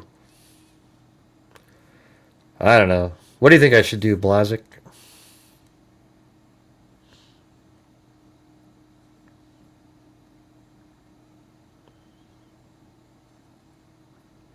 Joan? Or not Blazik. Bazik. Or Basic? How do you say your last name, Joan? Basic? I'm not sure why I said Blazik. Blazik. Jeez. Yeah, I'll say it again. I don't know anything about Koberger, but he sure has nice birthing hips.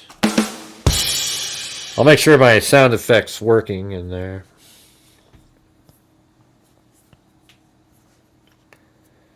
I use, well, tonight I'm using StreamYard, but I usually use OBS Studio. Well, I use OBS Studio even when I use StreamYard as my camera. Check. Yeah, there's StreamYard, and I use OBS Studio for the camera. You know, tonight I'm specifically just using it for my face camera.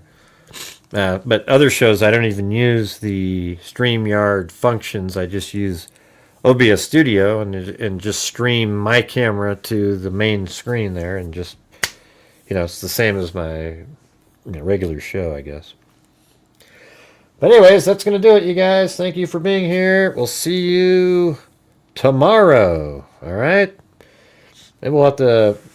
I want to do a show where we have, like, the phone lines open up and the people call in about this stuff.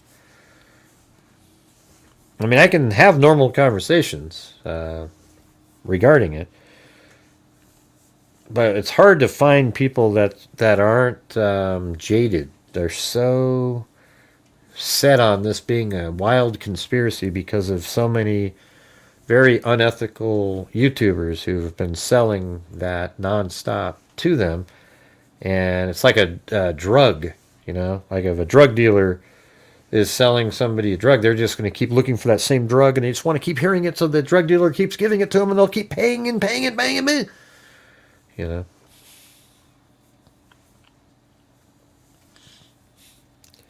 Yeah, JLR sued Elvis. Yeah, he's the guy. I don't know what he's thinking, man. He's just he just ruined, you know, that whole situation for everybody. You can't even watch it. What did Brett Payne say while driving Koberger murder route? Oh, something like that. What did Brett Payne say? Yeah. What made you? What do you think of that? Send that email to me, Lisa, so I have it.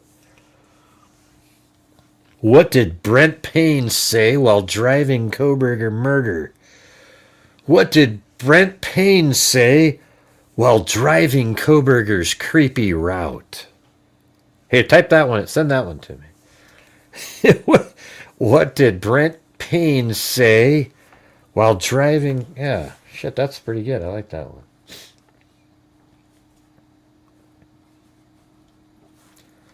Thanks, Lynn Lowe. You wouldn't happen to be part owner of Lowe's.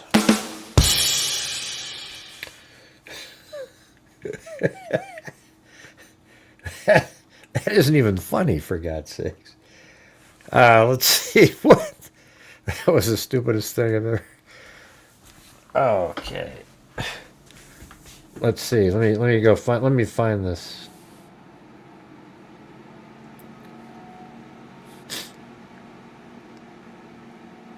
Koberger. Thanks, Lynn. Is that it?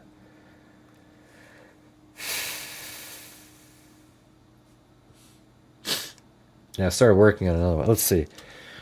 What did Brett Payne say while driving Koberger's creepy route? I don't know, it's kind of long.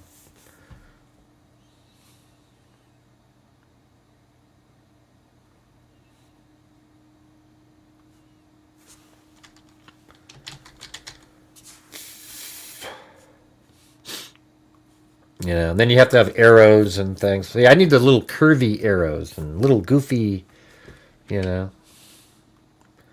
What did Brent Payne say while driving Koberger's route?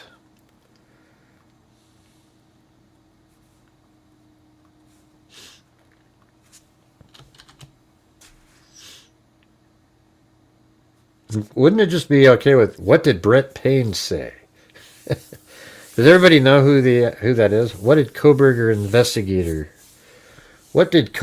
investigator say while driving his route?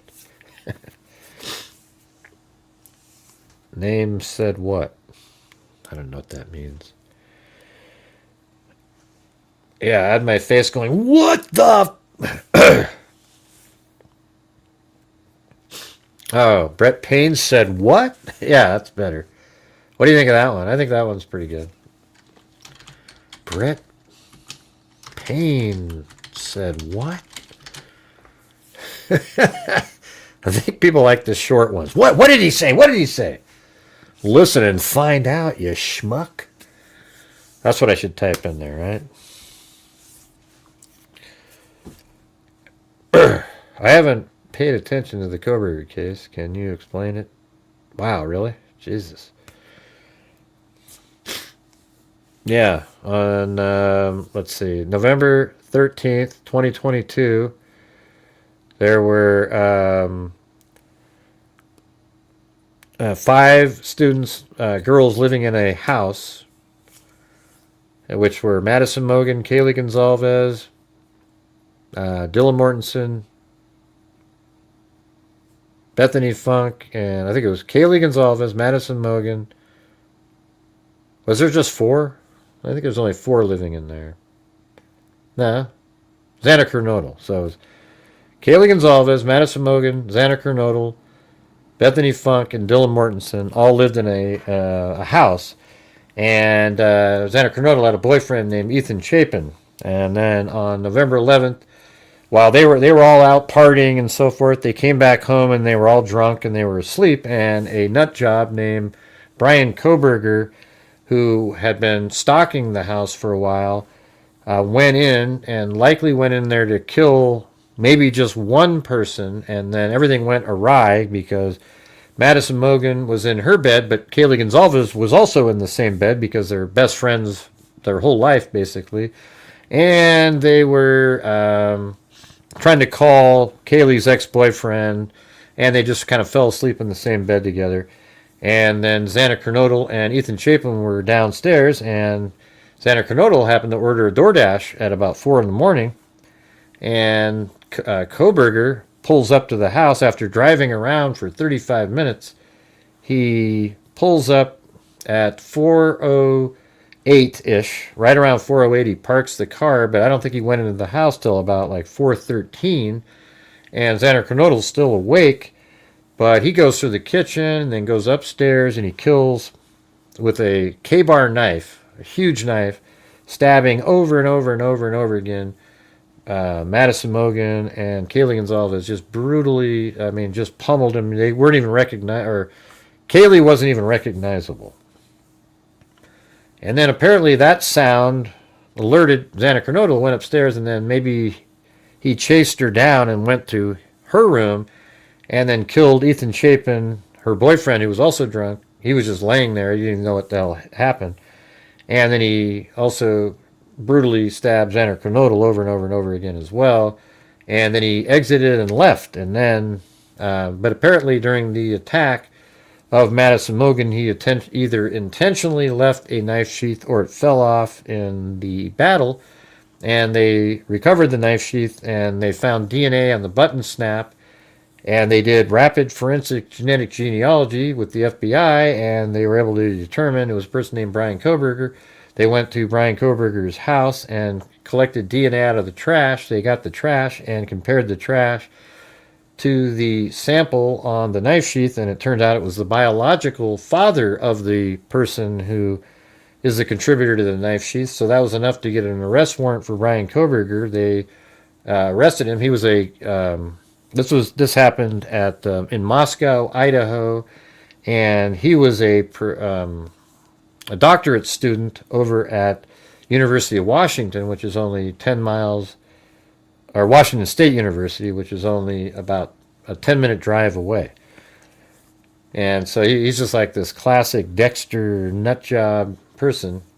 And so anyways, after they collected his DNA, they compared it to the sample, and it was 1 in like 6 point something octillion to 1 that it was some other person in the random population.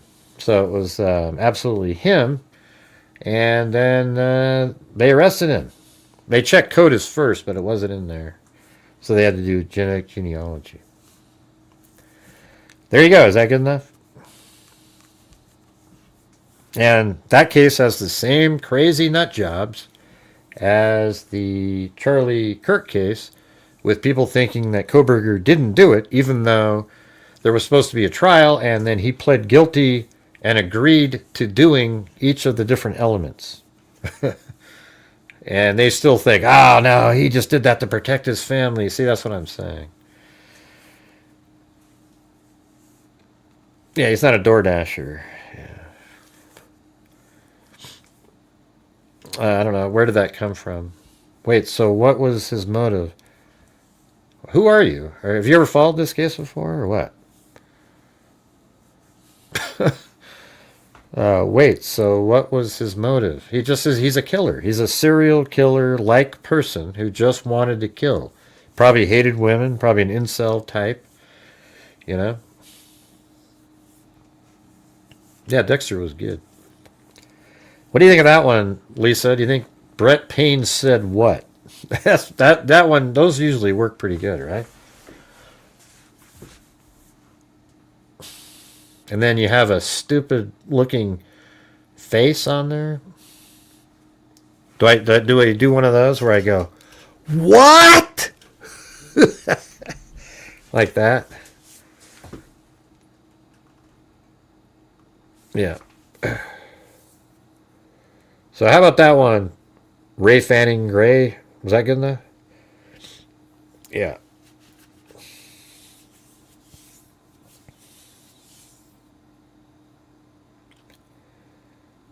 What do you mean something about blinds? I thought you didn't know the case at all. Yeah, I don't know how you couldn't have followed it. It's, I mean, it was huge. I mean, it was no Jodi Arias, but. Anyways, thanks everybody. We'll see you guys later. And as I always say, until next time. And by the way, thanks mods for what you guys do. And thanks everybody for supporting my channel tonight. Hell, you know, I don't think I had to ask as many times tonight as normal. So that was good. That was good, I think. All right, well, thanks everybody. Hope that was a good enough explanation for you there. Rafe Annie Gray or something like that. Ralph or Rafe or... Anyway, see you guys later. And as I always say, until next time, be safe out there. Bruce Holdaway's favorite part. Yeah, I've been doing this true crime thing for quite a while now. And during this whole time, I have not seen one person that is a crime dissector, the rejecter. I'm a certified human lie detective. Gonna get ya on a stretcher if you try and play me like an old projector. Crime sector is my nectar. Professor Gray is gonna give another lecture. Crime collector, freak connector, animalized enemy of my protector. Fool deflector, interceptor, Alamino little spectre with a vector on his spectre, with all respect, y'all. Just remember, I've a typical injection. I have no agenda, I'm a pretender, and I'll sell it to you straight without a blender. And in the end, I'm gonna send you on a mission to reveal a true offender. Yeah, so I'll just get right back to work. All right, everybody, talk to you later.